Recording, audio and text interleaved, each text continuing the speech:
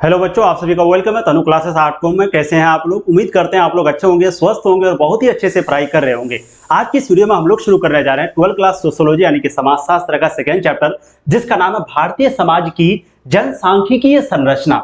ठीक है, इस चैप्टर को हम लोग पढ़ने वाले हैं। प्यारे बच्चों, आप लोग अगर मेरी बात को ध्यान से सुनते हैं, अच्छे से वीडियो को देखते हैं, तो आपको सारी बातें अच्छे से समझ में आएंगी। और अगर आप ध्यान नहीं देते हैं कि जितना भी चीज हम आपको पढ़ाएंगे यह आपके दिमाग के ऊपर से जाएगा। ठीक है, तो ध्यान से वीडियो को देखिए। हम आपको एक एक चीज बहुत ही अच्छे से डिस्कस करेंगे और एक एक लाइन को आपको समझाने का प्रयास करेंगे। ठीक है, और ये चैप्टर आपके लिए बहुत इंपॉर्टेंट भी है, इससे बहुत सारे क्वेश्चन भी पूछे जाते हैं। साथ ही साथ ये चैप्टर आपके लिए बहुत बड़ा भी है, इसलिए ये जो है आपका पार्ट 1 है। हो सकता है वीडियो थोड़ा ज्यादा लंबी बने, लेकिन मैं आपको समझाऊंगा। ठीक है, तो शुरू करते हैं प्यारे बच्चों। बिल्कुल आसान भाषा में समझने का प्रयास करेंगे। आज का हेडिंग आपको डालना है भारतीय समाज की जनसांख्यिकीय संरचना, जो कि आपका सोशियोलॉजी यानी कि समाजशास्त्र का दूसरा चैप्टर है। ठीक है, अब जैसे ही बच्चों आप चैप्टर का नाम देखेंगे तो चैप्टर का नाम में एक वर्ड है जनसांख्यिकीय। क्या है? जनसांख्यिकीय, जिसको इंग्लिश में हम लोग कहते हैं डेमोग्राफी। जिसको इंग्लिश में क्या कहते हैं? डेमोग्राफी। अगर आप इस वर्ड को समझ लिए तो ये चैप्टर जो है आपके लिए आसान हो जाएगा। ठीक है, तो चलिए सबसे पहले उस वर्ड को ही समझते हैं। पहले मैं आपको एग्जांपल देकर के समझाऊंगा कि क्या कहना चाहता है ये चैप्टर, फिर हम लोग चैप्टर को पढ़ेंगे। ठीक है, देखिए, जनसांख्यिकीय का मतलब होता है लोगों का वर्णन, है ना। लोगों के बारे में पता लगाना, कितने लोग लड़का है, कितने लड़की है, कौन गरीब है, कौन अमीर है। एक एग्जांपल से समझते हैं। मान लेते हैं प्यारे बच्चों, आप लोग को हम जो है एक काम दिए कि जाओ पटना जाओ और वहां जाकर के जो है अब पता कीजिए सारी चीजों के बारे में, वहां के लोगों की स्थिति के बारे में। ठीक है, तो आप गए पटना, मेरे कहने पर। जाने के बाद वहां पर आप सबसे पहले गए तो आप सबसे पहले जनसंख्या काउंटिंग किए कि टोटल लोग कितना है, पॉपुलेशन कितना है। तो जब आप पॉपुलेशन देखे यानी कि जनसंख्या देखे, तो जनसंख्या जो है मान लेते हैं आपको मिला 10,000। ठीक है, आपको जनसंख्या कितना मिला? 10,000। अब फिर हम आपको पूछे कि 10,000 में लड़का कितना है, तो आप बोलेगा सर 10,000 में जो लड़का है वो है 7,000। 10,000 में लड़का कितना है? 7,000। अब आपको पूछे सर आप लोग को पूछे कि लड़की कितना है, तो आप बोलेंगे सर लड़की जो है इसमें है 3,000। तो बिल्कुल सही बात है।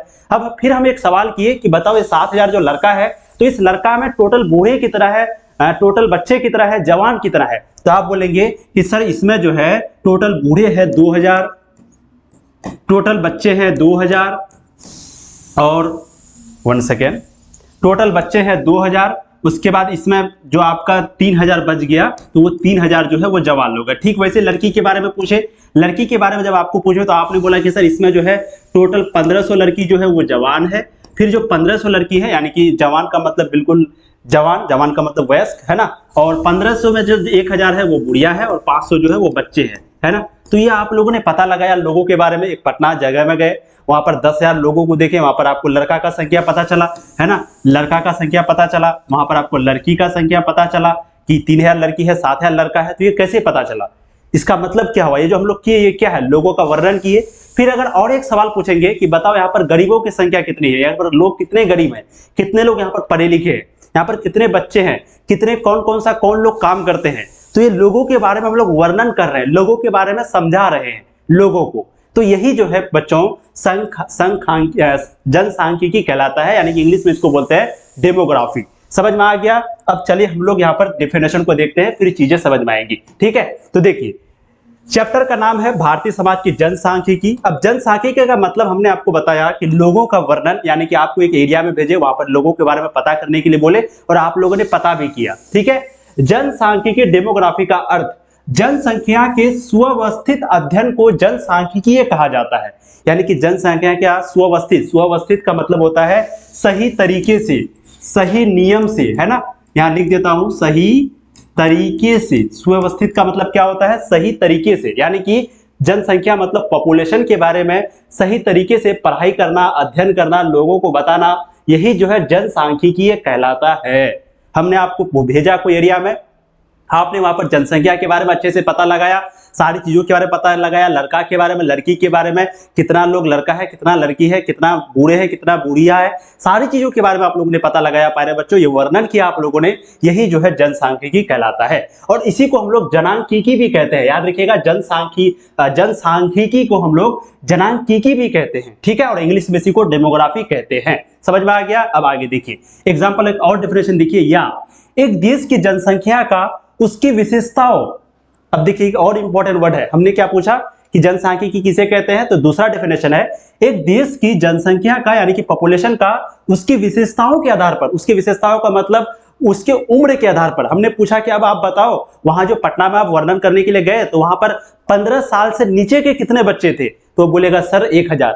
आपको बोलेंगे 15 साल से लेकर के 64 साल के बीच में कितने लड़के थे, तो आप बोलेगा सर 5000। फिर आपको बोलेंगे 64 साल से ऊपर के लोग कितने थे, तो आप बोलेगा 2000। तो ये नंबर दिया, तो हम लोगों ने जो है विशेषताओं के आधार पर भी लोगों के बारे में पता किया है ना। तो अगर आप एक देश की जनसंख्या का उसकी विशेषताओं के आधार पर यानी कि उसके उम्र के आधार पर, उसके लिंग के आधार पर, लिंग का मतलब वही लड़का लड़की के आधार पर, उसके व्यवसाय के आधार पर यानी कि उसके काम के आधार पर, कितने लोग डॉक्टर है, कितने लोग इंजीनियर है, कितने लोग किसान है, कितने लोग कृषि से जुड़े काम करते हैं, उसके आधार पर अगर आप लोगों ने लोगों का वर्णन किया, इसी को हम लोग जनसांख्यिकी कहते हैं। ये क्या कहलाता है, जनसांख्यिकी कहलाता है। तो समझ में आ गया।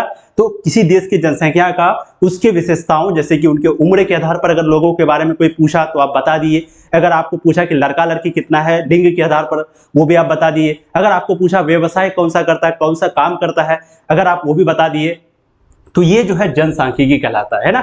जैसे कोई लड़का लड़की से शादी करने जाता है, लड़का लड़की लड़के से शादी करने आती है, तो उनके जो परिवार वाले हैं पूछताछ करता है ना, लड़का क्या काम करता है, लड़का का उम्र कितना है, लड़का का परिवार कैसा है, वगैरह वगैरह, बहुत सारी चीजों के बारे में पता लगाता है। तो ये एक प्रकार का क्या हो जाएगा, जनसांख्यिकी हो जाएगा। समझ में आ गया आपको। अब आगे देखते हैं प्यारे बच्चों, ध्यान से सुनिएगा, सारी चीजें समझ में आएगा। देखिए अभी बहुत इंपॉर्टेंट है और समझ में आएगा 100% गारंटी, बस ध्यान से सुनिए। देखिए अंग्रेजी में इसे डेमोग्राफी कहा जाता है। अंग्रेजी में इसको क्या कहा जाता है, डेमोग्राफी। ये जो है यूनानी भाषा के दो शब्दों से मिलकर बना है, एक है डेमोस और एक है ग्राफियन, है ना। यानी कि अंग्रेजी में इसको जनसांख्यिकी हम लोग क्या कहते हैं, डेमोग्राफी कहते हैं। और डेमोग्राफी जो है वो दो शब्दों से मिलकर बना है, एक है डेमोस, एक है ग्राफिन। अब डेमोस का मतलब होता है लोग, डेमोस का मतलब क्या होता है, लोग। और ग्राफियन का मतलब होता है वर्णन करना, है ना। तो डेमोस का मतलब होता है लोग और ग्राफियन का मतलब वर्णन करना। अगर आप इन दोनों को मिला देंगे तो यहां पर हो जाएगा लोगों का, ध्यान से सुनिएगा, लोगों का वर्णन करना, लोगों का वर्णन करना। ठीक है, तो ध्यान से सुन लीजिए, डेमोस का मतलब लोग होता है, ग्राफियन का मतलब वर्णन करना।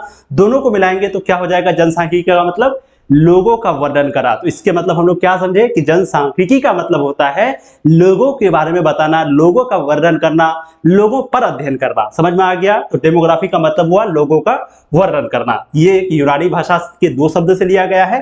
कौन कौन सा, एक डेमोस और एक ग्राफियन। समझ में आ गया आप लोगों को। अब आगे बढ़ा जाए, चलिए एक और डेफिनेशन देखिए, बहुत इंपॉर्टेंट है।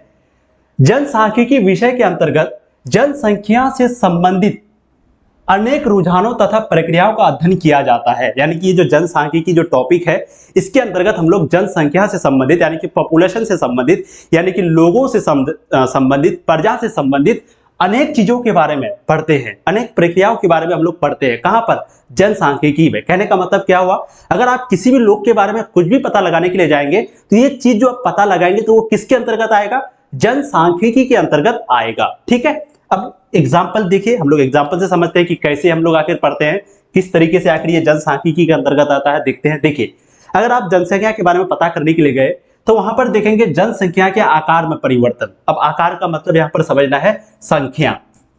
आकार का मतलब क्या है, संख्या। ठीक है, इससे पहले जो है चैप्टर 1 पढ़ा दिए हैं, तो उसको अगर नहीं पढ़े होंगे पढ़ लीजिएगा प्लेलिस्ट में जाके। ठीक है, देखिए और प्लीज वीडियो को आप लोग लाइक कर दीजिएगा फटाफट, और वीडियो को आप लोग शेयर भी कर दीजिएगा प्यारे बच्चों, सारे दोस्तों को अपने, है ना। वीडियो को लाइक कर दीजिए शुरुआत में ही और शेयर भी कर दीजिएगा ताकि सभी लोग सोशियोलॉजी समाजशास्त्र को भी अच्छे से पढ़े। सोशियोलॉजी सब्जेक्ट बहुत आसान है, क्योंकि हम लोग क्या बताए थे आपको कि ये एक ऐसा सब्जेक्ट है जिसके बारे में ऑलरेडी हम लोग जानते हैं। अगर आप भूगोल के बारे में पढ़ेंगे तो भूगोल के बारे में आपको पढ़ेंगे तभी पता चलेगा। बोलेंगे कौन सा सबसे बड़ा नदी है, तो बोलेगा गंगा नदी। ये कौन कहा, तो किताब में पढ़े थे, है कि नहीं, नापने तो नहीं गए। लेकिन समाज में आपको बोलेंगे बड़ों का आदर करना चाहिए, ये कहां पर पढ़े, तो ये हम लोगों ने समाज से सीखा, परिवारों से सीखा, माता पिता ने सिखाया, है ना। तो ये समाजशास्त्र के अंतर्गत आता है। यानी कि कहने का मतलब बहुत सारा जानकारी है जो कि हम लोगों को पहले से होता है। ठीक है जी, चलिए तो देखिए जनसांख्यिकी के अंतर्गत कैसे आता है, तो जनसंख्या के आकार में परिवर्तन, यानी कि जनसंख्या में जब परिवर्तन आता है, बदलाव आता है, तो वो जो है क्या कहलाएगा, जनसांख्यिकी के अंतर्गत आएगा। यानी कि आप जब जाएंगे कहीं कोई एरिया में गए तो वहां पर जो है मान लेते हैं 100 बच्चा है, 100 बच्चा में जो है 100 बच्चा मर गया, ठीक है, सॉरी 100 बच्चा में जो है 90 बच्चा जो है उनकी मृत्यु हो गई, तो कितना बचा? 90 बचा। तो ये क्या हुआ? परिवर्तन हुआ ना, बदलाव हुआ ना। पहले 100 बच्चा था लेकिन उसमें से जो है 10 की मृत्यु हो गई तो बचा 90, तो ये परिवर्तन हुआ कि नहीं? तो ये क्या हो गया? जनसंख्या के आकार में परिवर्तन हो गया, ये भी जनसंख्या के अंतर्गत आएगा, जनसांख्यिकी के अंतर्गत आएगा। दूसरा है जन्म के आधार पर, हम लोग जन्म के आधार पर पढ़ते हैं, हम लोग मृत्यु के आधार पर पढ़ते हैं, लोगों ने कितना मृत्यु किया उसके आधार पर भी जनसंख्या के बारे में पता लगाते हैं। सिंपली कहने का मतलब है कोई एरिया में अगर आप जनगणना करने के लिए जाते हैं तो वहां पर ये सारी चीज जो देखते हैं ना, इसी के आधार पर हम लोग जनसांख्यिकी के बारे में पता लगाते हैं। एक एग्जाम्पल फिर से मान लेते हैं, पटना में आप गए, पहले एक बार गए थे 10 साल पहले, तो वहां पर 1000 लोग था, है ना। अब 10 साल के बाद फिर से आप जनगणना करने के लिए गए, तब वहां पर आपको क्या अंदाज मिला? सबसे पहले आपने देखा कि जनसंख्या के आकार में बहुत ज्यादा परिवर्तन हुआ है। कैसे? तो जो बच्चे हैं वो ज्यादा पैदा हुए हैं, जिसकी वजह से जनसंख्या में परिवर्तन आया। बिल्कुल सही बात है। बहुत ज्यादा बच्चा जन्म लिया है, इसकी वजह से भी बदलाव आया है। बहुत ज्यादा बच्चा मृत्यु हुआ, उनकी वजह से भी बदलाव हुआ है। बहुत ज्यादा लोग जो है प्रवास किए हैं, मतलब एक जगह से दूसरे जगह गए, मतलब मान लो कोई पटना में था, वो काम करने के लिए दिल्ली चला गया, है ना, तो वो दिल्ली चला गया और वहीं रह गया, तो ये क्या हो गया? प्रवास हो गया। एक जगह से दूसरी जगह जाना, चाहे वो किसी के भी लिए काम करने के लिए, या मौसमी या कोई बाढ़ आ गया, सुखाड़ आ गया उसकी वजह से, है ना, तो ये क्या हो गया? प्रवास हो गया। तो ये प्रवास हो गया, मृत्यु हो गया, जन्म हो गया, ये सभी चीजों जो पढ़ते हैं, इसी की वजह से जनसंख्या में परिवर्तन आता है, यानी कि बदलाव आता है, और इसी को हम लोग जनसांख्यिकी के अंतर्गत पढ़ते हैं। जनसंख्या की संरचना और गठन के आधार पर, स्त्री के आधार पर, पुरुष के आधार पर, विभिन्न आयु वर्ग के लोगों का अनुपात, है ना। विभिन्न आयु वर्ग के लोगों का मतलब हुआ, यानी कि वही आपको बोलेंगे कि आप बताइए 0 से लेकर के 15 वर्ष के कितने बच्चे हैं, आपको बोलेंगे 15 से लेकर के 64 वर्ष के कितने लोग हैं, यानी कि आपको बोलेंगे बताइए 15 साल से नीचे जो बच्चे हैं टोटल कितना है, आप बोलेगा सर 1000 है। आपको बोलेंगे 15 से लेकर के 64 वर्ष के बीच में टोटल कितना लोग है, तो आप बोलेगा सर 10,000 है। तो ये नंबर जो आप दे रहे हैं तो कैसे दे रहे हैं? तो ये आयु वर्ग का अनुपात इसी को कहते हैं, इसी को कहते हैं विभिन्न आयु वर्ग का अनुपात। आयु वर्ग, ये 0 से 15 एक वर्ग हुआ, 15 से 64 एक वर्ग हुआ, आगे पढ़ेंगे। उसके बाद 64 से ऊपर जिसमें बूढ़े लोग आ जाते हैं, ये भी क्या हुआ? वर्ग हुआ, ठीक है। तो ये इसके आधार पर जो है हम लोग जनसंख्या में परिवर्तन, जनसंख्या में बदलाव को देखते हैं, और इसी को जो है जनसांख्यिकी के अंतर्गत पढ़ते हैं। बेसिकली जनसंख्या का आप लोग मतलब ये समझ गए कि लोगों का वर्णन, लोगों के बारे में पता लगाते हैं, चाहे उनके मर गया उसके बारे में पता लगाते हैं, चाहे कितना पैदा हुआ, कितना लड़का है, कितना लड़की है, कितने बूढ़े लोग हैं, 15 साल से कितने छोटे कितने बच्चे हैं, 15 साल से 64 साल के बीच में कितने बूढ़े लोग, सॉरी कितने जवान लोग, उसको जवान कहा जाता है ना। 15 साल से 64 साल के बीच में जो लोग हैं उसको जवान कहा जाता है, और 64 साल से जो ऊपर है उनको बूढ़े लोग कहा जाता है, ठीक है। तो इनके बारे में हम लोग पढ़ते हैं जनसांख्यिकी के अंतर्गत, प्यारे बच्चों। चलिए अब हम लोग देखते हैं जनसांख्यिकी के प्रकार। अब यहाँ से ध्यान से सुनिएगा, आपने जनसांख्यिकी का मतलब तो समझ लिया, लोगों का वर्णन। अब देखिए जनसांख्यिकी यानी कि डेमोग्राफी के प्रकार, ये जो है मुख्यतः 2 प्रकार के होते हैं।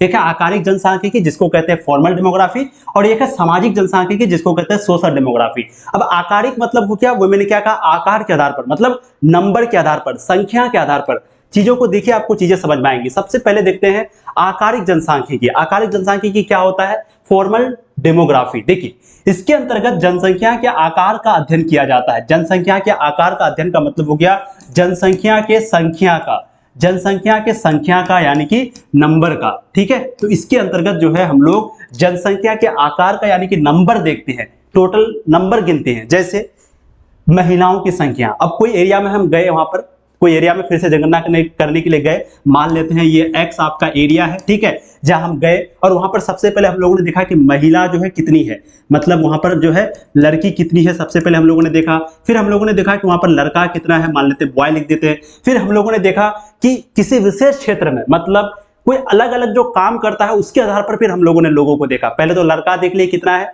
लड़की देख लिए कितना है, ये जो देख लिए, मान लेते हैं लड़का 1000 हुआ, लड़की 1000 हुआ, ये देख लिए। अब फिर आगे देखेंगे कि कौन कौन डॉक्टर है, कौन कौन इंजीनियर है, कौन कौन बढ़ई है, कौन कौन किसान है, यानी कि लोगों के काम करने वाले लोगों की संख्या को देखे, अलग अलग क्षेत्र में जो काम करता है उसके आधार पर लोगों को देखे। फिर हम लोगों ने वहां पर देश में गरीबी की संख्या को देखा कि इसमें गरीब कितने हैं, अमीर कितने हैं, तो इसके आधार पर जो है हम लोग देखते हैं। तो ये जो है आपका आकारिक जनसांख्यिकी कहलाएगा, है ना। तो इसके अंतर्गत जनसंख्या के आकार का अध्ययन किया जाता है। आकार का मतलब नंबर का, कि महिला कितनी है, पुरुष कितने हैं, लोग अलग अलग क्षेत्र में जो काम करते हैं तो वो संख्या कितनी है, गरीबों की संख्या कितनी है, अमीरों की संख्या कितनी है। तो ये जो है आकारिक जनसांख्यिकी के अंतर्गत पढ़ते हैं। स्क्रीनशॉट ले लीजिएगा फटाफट, ठीक है जी। आगे बढ़ते हैं। देखिए अब दूसरा जो है बहुत आसान है, दूसरा जो प्रकार है वो है सामाजिक जनसांख्यिकी, जिसको कहते हैं सोशल डेमोग्राफी। अब सामाजिक में क्या आ जाता है आपका, सामाजिक में जो है एक पक्ष आ जाता है। जैसे आकारिक में हम लोगों ने नंबर देखा, कितना लड़का था कितना लड़की था, नंबर। बेसिकली आप कोई एरिया में गए, मान लो पटना में फिर से गए जनगणना करने के लिए, तो आपने नंबर देखा, लड़कों की संख्या कितनी, लड़कियों की संख्या कितनी है ना, बूढ़े लोगों की संख्या कितनी, बूढ़ियों की संख्या कितनी, कौन से लोग जो डॉक्टर है तो डॉक्टरों की संख्या कितनी, किसान है तो किसानों की संख्या कितनी, हम लोगों ने नंबर को देखा। अब यहाँ पर देखेंगे सामाजिक जनसांख्यिकी में इसके अंतर्गत जनसंख्या के अलग अलग पक्षों पर विचार किया जाता है, अलग अलग पक्षों पर। अब कौन कौन सा पक्ष देखिए, इसके अंतर्गत अलग अलग पक्षों के आधार पर जो है हम लोग विचार करते हैं। पक्ष का मतलब हो गया जैसे सामाजिक पक्ष, सामाजिक का पक्ष का मतलब अब वो लोगों की समाज में क्या स्थिति है ना, क्या इसका बोलबाला उतरा है जितना और लोगों की है, तो सामाजिक पक्ष को देखते हैं। फिर उनके आर्थिक पक्ष को देखते हैं, ये अमीर कितना है, गरीब कितना है ना, इसके पास कितने पैसे हैं, इनकम कितना है, सालाना इनकम कितना है। फिर हम लोग देखते हैं राजनीतिक पक्ष, राजनीति में इसका कितना बोलबाला है, राजनीति में इसका कितना भागीदारी है, कितना ये राजनीति से फायदा उठा पाता है, इनको सारी चीजें मिलती है या नहीं मिलती है, ये सारी चीज जो देखते हैं। यानी कि सामाजिक के अंतर्गत हम लोग जो है अलग अलग पक्षों को देखते हैं, चाहे वो सामाजिक पक्ष हो, चाहे वो आर्थिक पक्ष हो, राजनीतिक पक्ष हो। ठीक है, तो ये समझ में आ गया आप लोगों को। आर्थिक पक्ष में हम लोग सिर्फ संख्या को देखते हैं, कितना लड़का कितना लड़की कितने बुरे लोग, और सामाजिक पक्ष में जो है सामाजिक जनसांख्यिकी के अंतर्गत जनसांख्यिकी के दो प्रकार, जिसमें आकारिक जनसांख्यिकी के अंतर्गत हम लोग संख्या को देखते हैं और सामाजिक जनसांख्यिकी के अंतर्गत हम लोग सामाजिक पक्ष, आर्थिक पक्ष और राजनीतिक पक्षों को देखते हैं। समझ में आ गया आप लोग को। आगे बढ़ा जाए, देखो ध्यान से सुनिए। अब देखिए सभी प्रकार के जनसांख्यिकी अध्ययन जो है वो गिनती की प्रक्रियाओं पर आधारित होती है। किसके आधार पर? गिनती की प्रक्रियाओं पर। यानी कि हम लोग जितना भी जनसांख्यिकी निकालते हैं, जिसका भी जनसांख्यिकी यानी कि जिसका भी डेमोग्राफी निकालते हैं, तो बेसिकली हम लोग निकालते कैसे हैं? नंबर से ही निकालते हैं, है ना, कोई दूसरा मापदंड नहीं है, हम लोग नंबर ही बताते हैं। बेसिकली लड़का कितना है, लड़की कितना है, तो ये नंबर ही बताए ना। तो यानी कि जितने भी प्रकार का हम लोग जनसांख्यिकी का अध्ययन करते हैं, लोगों का जो वर्णन करते हैं, लोगों के बारे में जो पता लगाते हैं, वो पता लगाते हैं गिनती की प्रक्रियाओं के आधार पर। समझ में आ गया? यानी कि काउंटिंग के आधार पर। जैसे जैसे एग्जांपल आप देख लीजिए, जनगणना या सर्वेक्षण। अब जब जनगणना या सर्वेक्षण करते हैं तो इसके अंतर्गत हम लोग क्या करते हैं, एक निर्धारित प्रदेश के भीतर, एक निर्धारित प्रदेश या फिर कहें कि एक निर्धारित क्षेत्र के भीतर रहने वाले लोगों के बारे में सुव्यवस्थित मतलब सही से सही तरीके से आंकड़े एकत्र किए जाते हैं।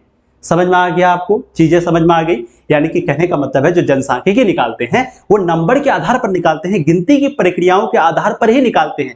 जैसे हम लोग कोई एरिया का जनगणना करने के लिए गए, तो जब जनगणना करने के लिए गए तो वहां पर हम लोगों ने जब सर्वेक्षण किया तो वहां पर क्या देखा, सही तरीके से लोगों के बारे में हम लोगों ने अध्ययन किया। एक क्षेत्र में गए, कोई खास क्षेत्र के अंतर्गत, वहां पर हम लोगों ने सही तरीके से सुव्यवस्थित लोगों के बारे में, लोगों की संख्याओं के बारे में हम लोगों ने अध्ययन किया। उनके बारे में जो आंकड़े हैं, जो भी डेटा है उनका, डेटा का मतलब आंकड़े, आंकड़े का मतलब कितना लड़का कितना लड़की, उसके कितना बेटा है कितना बेटी है, आपके दादाजी क्या करते हैं, पापा जी क्या करते हैं, मम्मी जी क्या करते हैं, ये डेटा हो गया, है ना। डेटा, किसी का डेटा लीक नहीं करना चाहिए।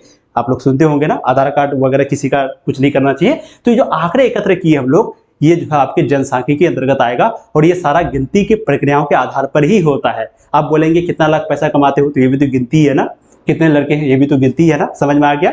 आगे देखिए, देखिए ध्यान से देखिए, सारी चीजें समझ में आएंगी। पहले बच्चों टेंशन मत लीजिए।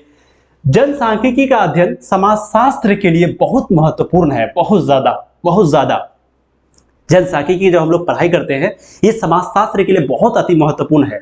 जनसांख्यिकी के कारण ही समाजशास्त्र को आज अलग अकादमी विषय माना जाता है। अब यहां पर चीजें समझिए। अकादमी का मतलब क्या होता है? एक अलग। अकादमी का मतलब होता है एक अलग। अब देखा जाए, अभी यहां पर इसका मतलब एक अलग होगा। यानी कि आप लोग बोलेंगे कि सर अगर हम लोग को अर्थशास्त्र के बारे में पता करना होता है तो हम लोग अर्थशास्त्र पढ़ लेते हैं। अगर किसी का एरिया के बारे में पता करना होता है, देश की स्ट्रक्चर के बारे में कि कितना क्षेत्रफल है, कितना कौन सा चीज कहाँ पर है, तो ज्योग्राफी में पढ़ते हैं। अगर राजनीति के बारे में पढ़ना है तो पॉलिटिकल में पढ़ते हैं। अगर इतिहास के बारे में पढ़ना है, किसी का इतिहास देखना है, तो हम लोग हिस्ट्री पढ़ते हैं।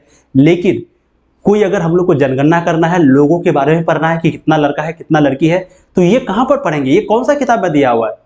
ये कौन सा किताब में पढ़ेंगे हम लोग? हमको पता करना है कि उस गांव में कितने लोग हैं, हमको एक स्कूल खोलना है, वहां पर पता करना है कि वहां पर कितने लड़का लड़की रहते हैं, कितने बच्चे हैं वहां पर, तो ये कैसे पता चलेगा? ये कौन सा किताब में पढ़ेंगे? तो इसीलिए इसी की वजह से ये जनसांख्यिकी ये पढ़ते हैं किसके अंतर्गत? जनसांख्यिकी के अंतर्गत पढ़ते हैं ये सारा चीज, लड़का लड़की नंबर वगैरह जो भी चीज है। तो जनसांख्यिकी की वजह से ये जो समाजशास्त्र आपका है एक सब्जेक्ट बना गया, एक अकादमी के विषय के रूप में, यानी कि एक अलग से इसको सब्जेक्ट बना गया। पहले ये सब्जेक्ट नहीं था, पहले ज्योग्राफी जैसे सब्जेक्ट था, हिस्ट्री जैसे सब्जेक्ट था, पॉलिटिकल जैसे आपका एक विषय है, सब्जेक्ट है, तो समाजशास्त्र सोशियोलॉजी जो है वो कोई भी सब्जेक्ट नहीं था। लेकिन ये जनसांख्यिकी की वजह से इसको एक आज अलग अकादमी विषय, यानी कि एक अलग सब्जेक्ट माना जाता है, एक अलग विषय के रूप में इसको जाना जाता है। किसकी वजह से? जनसांख्यिकी के कारण। समझिए कितना महत्वपूर्ण है जनसांख्यिकी समाजशास्त्र के लिए, जिसकी वजह से उसको एक अलग सब्जेक्ट बना दिया। अब लोग उनको पढ़ते हैं, सोशियोलॉजी एक सब्जेक्ट बन गया सिर्फ जनसांख्यिकी की वजह से। समझ में आ गया जी? आगे देखिए, 18वीं शताब्दी के उत्तरार्ध में यूरोप में दो अलग अलग प्रक्रियाएं एक साथ घटित हुई। यानी कि 18वीं शताब्दी में यूरोप में दो अलग अलग प्रक्रियाएं जो है वो एक साथ घटित हुआ। क्या क्या?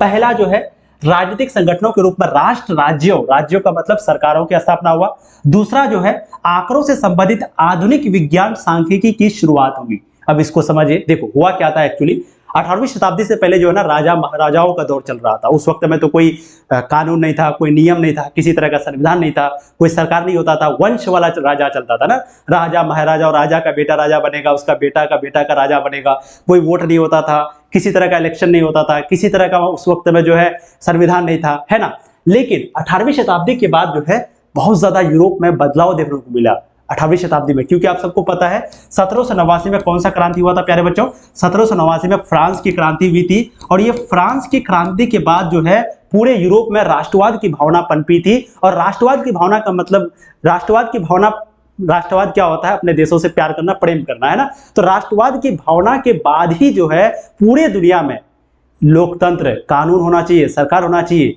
अब इस पर विचार विमर्श होने लगा। समझ में आ गया? कब से? 1789 से, यानी कि 18वीं शताब्दी से। ठीक है, तो 18वीं शताब्दी के बाद यूरोप में जो है दो क्रियाएं घटित हुआ। एक तो ये हुआ था कि जो राजा महाराजाओं का दौर है वो खत्म हुआ और सरकार का गठन हुआ, है ना। यानी कि राजनीतिक संगठन के रूप में सरकारों की स्थापना होना शुरू हुआ। अब लोग वोट देने लगे, लोग अब खुद से सरकार चुनना लगा, प्रजा जो है वो खुद से सरकार चुनने लगी। एक ये घटना हुआ। फिर दूसरी घटना क्या हुआ? अब जैसे ही सरकार बना, अब सरकार बनेगा वो तो कोई ना कोई काम करेगा ना, लोगों के लिए, जनसंख्या की भलाई के लिए, चाहे जिसके लिए भी हो, काम तो उसको करना ही पड़ेगा। बिना काम किए हुए तो फिर वो दोबारा जीत नहीं पाएगा। तो फिर वो क्या किया? आधुनिक विज्ञान सांख्यिकी की शुरुआत की। आधुनिक विज्ञान डेमोग्राफी यानी कि सांख्यिकी की शुरुआत करी। कहने का मतलब है अब वो जो है लोगों के बारे में आंकड़े पता करने लगे। जैसे मान लो कोई देश का आपको विकास करना है तो आपको ये पता होगा तभी ना कि हमारे देश में लोगों की स्थिति है क्या, तभी ना आप उस अनुसार मदद करिएगा। यहाँ पर गरीब कितने प्रतिशत है, यहाँ पर अमीर कितने प्रतिशत है, यहाँ पर बच्चे कितने प्रतिशत है जिसके लिए हम स्कूल खोलने वाले हैं, यहाँ पर महिलाओं की संख्या कितनी है जिसके लिए हम कुछ अलग योजना लाने वाले हैं, यहाँ पर जो बस चलता है, जो ये चलता है, बिजली वगैरह कितना देंगे, पॉपुलेशन कितना है। तो ये सारी चीजों के बारे में हम लोग कैसे पढ़ेंगे? जनसांख्यिकी के अंदर पढ़ेंगे। तो अब सरकारों को जो है आधुनिक विज्ञान की जनसांख्यिकी यानी कि बिल्कुल मॉडर्न तरीके से, एकदम सही तरीके से, सही जानकारी, बिल्कुल कंठस्थ जानकारी चाहिए लोगों के बारे में, जनसांख्यिकी जो उसको देता है। तो ये दो घटना हुआ था। पहली घटना तो ये हुआ कि सरकार बनने लगा पूरी दुनिया, पूरे यूरोप में। दूसरी घटना क्या हुआ? अब सरकार बनेगा तो आंकड़ों से संबंधित, यानी कि आंकड़ों के बारे में, लोगों के डाटा के बारे में, लोगों की जनसांख्यिकी के बारे में पता करने के लिए सरकार ने जो है आधुनिक विज्ञान सांख्यिकी की शुरुआत करी। ठीक है बच्चों, समझ में आ गया आप लोगों को? आगे बढ़ा जाए। देखो आगे चलकर इस आधुनिक किस्म के सरकार ने अपने भूमिका और कार्यों का विस्तार करना शुरू कर दिया। और फिर लोगों को आंकड़ों पता करने के बाद फिर सरकार ने क्या किया? ये जो आधुनिक किस्म का जो ये सांख्यिकी निकाला था, ये लोगों के बारे में पता करने के लिए, तो फिर ये सरकार जो है अपनी भूमिका और कार्यों का विस्तार किया। यानी कि अब ज्यादा से ज्यादा सरकार काम करने लगे, अपना काम को फैलाया, लोगों का मदद करा, लोगों का कल्याण करा, ताकि लोगों का उससे कल्याण हो, मदद हो, है ना। देश का विकास किया, लोगों का विकास किया, शिक्षित जो है ज्यादा लोग होने लगे, शिक्षा की ओर लोगों को अग्रसर किया। ठीक है, तो ये किसके वजह से? आधुनिक किस्म की जो जनसांख्यिकी निकाला था सरकार, उसके वजह से। ठीक है, तो आगे चलकर इस आधुनिक किस्म के सरकार ने अपनी भूमिका और कार्यों का विस्तार करना शुरू कर दिया। जैसे स्वास्थ्य से संबंधित सुविधाओं का प्रबंधन। अब जैसे लोग छोटे छोटे बीमारी से मर जाते थे, चाहे वो मलेरिया हो, चाहे वो किसी भी छोटा छोटा बीमारी है, उससे लोग मर जाते थे। लेकिन सरकार ने जो है अब हेल्थ केयर में, यानी कि मेडिकल लाइन में बहुत ज्यादा ध्यान दिया, सुविधाओं में लोगों को अब तुरंत मेडिकल फैसिलिटी इंतजाम कराने का उपाय किया। ठीक है, कानून व्यवस्था में सुधार, कानून सिस्टम जो है बहुत खराब था, है ना, किसी को भी मार दिया जाता था, कोई भी किसी को मार देता था, नॉर्मल था एकदम। लेकिन कानून व्यवस्था में बहुत ज्यादा सुधार किया, छोटा छोटा गलती पर भी अब सजा देने लगा, नियम बनाने लगे। कृषि तथा उद्योग संबंधी आर्थिक नीतियों में सुधार, और कृषि के लिए यानी कि किसानों के लिए, फैक्ट्रियों के लिए, उद्योगों के लिए अलग अलग नियम बनाए गए, अलग अलग पॉलिसी बनाए गए, ताकि जो किसान है, चाहे वो उद्योग, चाहे फैक्ट्री के कोई मालिक है, चाहे किसान है, वो सही से काम करे, किसान भी सही से काम करे, और जो फैक्ट्री चलाता है, जो उद्योग चलाता है, वो भी सही से काम करे, सही तरीके, सही टाइम पे टैक्स दे, सारा चीज करे। ठीक है, तो इन पर भी जो है सरकार, इस नीतियों पर भी, इन पॉलिसी पर भी जो है सरकार ने ध्यान दिया। ठीक है, उनके बाद राजस्व उत्पादन में सुधार, यानी कि टैक्स लेने में, टैक्स का सिस्टम को बिल्कुल सही किया। ऐसा नहीं किया कि जैसे पहले टैक्स लेता था, मान लो हम आपसे टैक्स, आपका फैक्ट्री है, हम आपसे टैक्स लेने गए, तो आपका टैक्स देने का है 1000, आपने दिया 1000, लेकिन मेरे पास आते आते कितना आया 200 या 800 रुपया बीच में कोई खा लिया, तो ये कौन खाया? तो इस पर भी सिस्टम, इस पर भी अच्छा तरीका अपनाया कि नहीं, अब जो टैक्स जितना आप देंगे उतना सरकार के पास आना चाहिए। ठीक है, तो सरकार ने इन सभी चीजों पर, मतलब इन सभी चीजों को सही किया, सुधार किया, जिससे क्या हो, लोगों का कल्याण हो और विकास हो। तो इस तरीके से जो सरकार है वो अपना विस्तार बढ़ाया, मतलब अपना जो काम करने का तरीका है उसको बढ़ाया, चाहे वो मेडिकल लाइन में सुधार करके, चाहे वो कानून सिस्टम में सुधार करके, चाहे वो किसानों की या फिर फैक्ट्रियों की मदद करके, किसी भी तरह का मदद हो, किसी भी तरह का नियम लागू करके, या फिर राजस्व टैक्स सिस्टम में सुधार करके, या फिर शासन व्यवस्था में सक्रिय रूप से दिलचस्पी लेना, यानी कि अब जो वो काम करने लगा तो उसमें दिलचस्पी लिया, ऐसा नहीं कि बस किए जा रहा, ऐसा नहीं, दिलचस्पी लिया। समझ में आ गया? आगे देखिए, देश सही तरीके से चले, देश का विकास सही से हो, देश सही तरीके से चले, देश का विकास सही से हो, इसके लिए सामाजिक आंकड़ों, यानी कि जनसंख्या और जनसंख्या से जुड़ी आर्थिक समस्या, ध्यान से सुनिए, यानी कि देश सही तरीके से चले, देश का विकास सही से हो, इसके लिए सरकार ने क्या किया, जनसंख्या का भी जानकारी लिया कि कितना पॉपुलेशन है, साथ ही साथ जनसंख्या से जुड़ी जो भी समस्या है, चाहे वो आर्थिक समस्या हो, चाहे वो गरीबी अमीरी वाला समस्या हो, चाहे वो राजनीतिक समस्या हो, चाहे वो किसी भी तरह का समस्या हो, सभी तरह की समस्याओं का सरकार ने जानकारी लेना शुरू किया, सरकार ने जानकारी को एकत्र किया, जमा किया। इन सभी का जानकारी होना बहुत जरूरी है किसी भी देश का विकास करने के लिए, किसी भी लोगों का कल्याण करने के लिए, जनता की भलाई करने के लिए। ये जो जानकारी है, खास करके उसके आर्थिक समस्या, जनसंख्या, राजनीतिक समस्या के बारे में सरकार को पता होना बहुत जरूरी है। ठीक है, जनसांख्यिकी आंकड़े, राज्य की नीतियां विशेष रूप से आर्थिक विकास और सामान्य जन कल्याण संबंधी नीतियां बनाने और उनको लागू करने के लिए महत्वपूर्ण होते हैं। यानी कि जो जनसांख्यिकी आंकड़े होते हैं, जो लोगों का डेटा होता है, लोगों के बारे में जो सरकार के पास जानकारी होता है, लोगों से संबंधित, मान लो हम लोग प्रजा है, तो हम लोगों के बारे में सरकार के पास जानकारी कुछ ना कुछ तो होगा, कुछ ना कुछ, क्या सब कुछ सरकार को पता है, आपके बैंक में कितने पैसे हैं, आप क्या काम करते हैं, जो भी चीज सरकार को दी होगी आप उनके बारे में सरकार को पता है। तो इस जानकारी की वजह से राज्य की नीतियां विशेष रूप से आर्थिक विकास और सामान्य जन कल्याण संबंधी, यानी कि देश का विकास करने के लिए, आर्थिक विकास करने के लिए, और साथ ही साथ लोगों का जन कल्याण हो, मतलब लोगों का कल्याण हो, मतलब लोग सही जिंदगी गुजारे, तो इस पर कोई भी नियम बनाता है सरकार, कोई भी पॉलिसी बनाता है, तो इसमें उसको जो है बहुत हेल्प होता है, बहुत महत्वपूर्ण होता है। समझ में आ गया? तो सरकार के पास जो भी जानकारी होता है हम लोगों से संबंधित, तो उस जानकारी को लेकर के वो जो है हम लोगों का विकास सही से कर पाता है और हम लोगों का सही से कल्याण भी हो पाता है। इसलिए जानकारी हमेशा सही देना चाहिए। अगर आपका 2 भाई है तो 2 भाई, अगर 3 बहन है तो 3 बहन, ये नहीं कि भाई जो है वो एक भी नहीं है, बहन 4 है, जानकारी जो है पूरा गलत दे दिए। तो इस तरीके से जो सरकार जो है वो सही से पॉलिसी, सही से नियम नहीं बना पाता है। ठीक है जी, आगे देखते हैं अब। तो समझ में आ गया आप लोगों को ये सारी चीजें जो भी बता रहे थे कि सरकार के लिए किस तरीके से जनसांख्यिकी, यानी कि हम लोगों का जो आंकड़ा है, जो डेटा है, किस तरीके से सरकार को फायदा करता है, ये अब आपको समझ में आ गया होगा। अब अगला बच्चों हम लोग पढ़ते हैं जनगणना, जिसको इंग्लिश में कहते हैं सेंसस। सेंसस यानी कि जनगणना क्या होता है? देखो, किसी देश में रहने वाले लोगों के बारे में, किसी देश में या किसी क्षेत्र में या किसी राज्य में रहने वाले लोगों के बारे में विधिवत रूप से सूचना प्राप्त करना और उसे रिकॉर्ड करना। मतलब कोई देश से हम लोग, कोई देश में गए, कोई क्षेत्र में गए, वहां पर हम लोगों ने लोगों के बारे में जानकारी प्राप्त भी किया कि आपकी कितने लड़का है, कितने लड़की, कितने बेटा बेटी है, सारी चीजों के बारे में, गरीब कितना इनकम है, कौन सा ट्रैक्टर है, बिल्डिंग है, घर कैसा है, सारी चीजों के बारे में लोगों ने पता किया। फिर उसको हम लोगों ने रिकॉर्ड भी किया और उसको हम लोगों ने लिखा भी। ये जो है जनगणना कहलाती है। और जनगणना जो है वो एक निश्चित समय अंतराल के बाद ही हो जाता है, मतलब कि वो निश्चित, जैसे 1911 में जनगणना हुआ था, तो फिर उसके बाद कब हुआ, 1911 में हुआ, तो फिर 1921 में हुआ, यानी कि 10 साल के बाद। फिर कब हुआ, 1931 में हुआ, यानी कि 10 साल के बाद। इधर मान लेते हैं आपका 2001 में हुआ, तो 2001 के बाद फिर 2011 में हुआ है ना, 2011 में हुआ, फिर 2021 में होना था लेकिन 2021 में नहीं हो पाया। कारण क्या था? कारण था वही लॉकडाउन की वजह से। लेकिन एक निश्चित समय अंतराल के अंदर ही जनगणना होती है, ये नहीं कि इस बार 5 साल के बाद करा लिए, फिर अगले साल 10 साल के बाद करा लिए, फिर अगले साल जो जनगणना है वो 6 साल के बाद ही करा लिए, ऐसा नहीं। एक सही हर 10 साल के बाद जनगणना होगा तो हर 10 साल के बाद ही होगा, इसी को कहते हैं निश्चित समय अंतराल। ठीक है, तो किसी भी देश में सूचना प्राप्त करने के लिए सूचना प्राप्त के साथ ही साथ उसको रिकॉर्ड किए, उसको लिखे, लिखने के बाद इसी को जनसंख्या कहते हैं, और साथ ही साथ जनगणना जो है एक निश्चित समय अंतराल के लिए होता है। ठीक है, अब देखिए अमेरिका की 1790 की जनगणना पहली आधुनिक किस्म की जनगणना थी। याद रखिएगा, अमेरिका ने जो सबसे पहले जनगणना किया था 1790 में, ये जो जनगणना है इसको सबसे पहले आधुनिक किस्म की जनगणना कहते हैं। बिल्कुल नया नया टेक्नोलॉजी, नया नया मॉडर्न तरीके से, एकदम बिल्कुल आधुनिक तरीके से, मॉडर्न तरीके से जो जनगणना किया था वो सबसे पहले किसने किया था? अमेरिका ने किया था। कब? 1790 में किया था। ठीक है, अब आगे हम लोग देखते हैं भारत में जनगणना, बहुत इंपॉर्टेंट है, ध्यान से सुनिएगा। भारत में जनगणना, भारत में जनगणना का कार्य पहली प्रयास अंग्रेजों के द्वारा 1867 से 72 के बीच में किया गया था। कहने का मतलब है भारत में जो वैसे जैसे भारत में जनगणना सबसे पहली बार कब हुआ, तो आपको पूछेंगे तो आप बोलिएगा सर 1881 में हुआ था, लेकिन इससे पहले भी प्रयास किया जा चुका था अंग्रेजों के द्वारा, है ना। तो भारत में जनगणना का कार्य का जो पहली प्रयास है, जनगणना का कार्य की जो पहली प्रयास है वो किया गया था अंग्रेजों के द्वारा। कब किया गया था प्यारे बच्चों? 1867 के 72 के बीच में, यानी कि इतने साल, लगभग 5 साल लगा दिया था जनगणना का काम का शुरू करने के लिए। पहली प्रयास किया गया था अंग्रेजों के द्वारा, लेकिन वो हो नहीं पाया था। ठीक है, फिर 1881 से हर 10 साल बाद जनगणना की जाती रही, और फिर 1881 से ही जो है हर 10 साल के बाद जनगणना जो है वो शुरू हो गई, और हर 10 साल के बाद 1881 में हुआ, फिर 1891 में हुआ, फिर 1901 में हुआ, यानी कि हर 10 साल के बाद अब होने लगा। तो यहाँ पर जो भारत में जो जनगणना की शुरुआत है वो किसने किया था? अंग्रेजों ने किया था।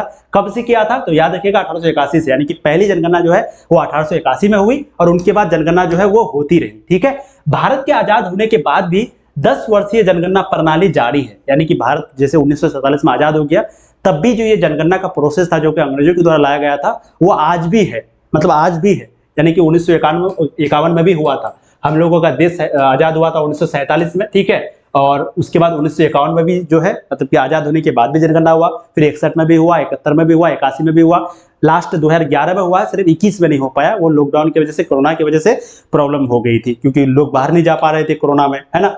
तो समझ में आ गया आपको, भारत के आजाद होने के बाद भी ये जो 10 वर्षीय जनगणना प्रणाली है, 10 साल के बाद जो जनगणना कराने का सिस्टम है वो आज भी होती है।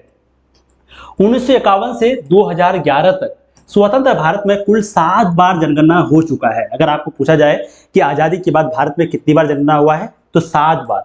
अगर हाल ही में कोई जनगणना हो जाएगा, मान लो 2023 में हो गया या 24 में, जब भी होगा तो फिर हम लोग क्या लिख देंगे? 8 बार लिख देंगे, है ना। तो यहाँ पर पूछा गया कि 1951 से 2011 तक कितना बार हुआ है, तो टोटल 7 बार जनगणना जो है वो हो चुका है। समझ में आ गया प्यारे बच्चों आपको? चलिए आगे अब बढ़ते हैं, बहुत इंपॉर्टेंट है इस टॉपिक को।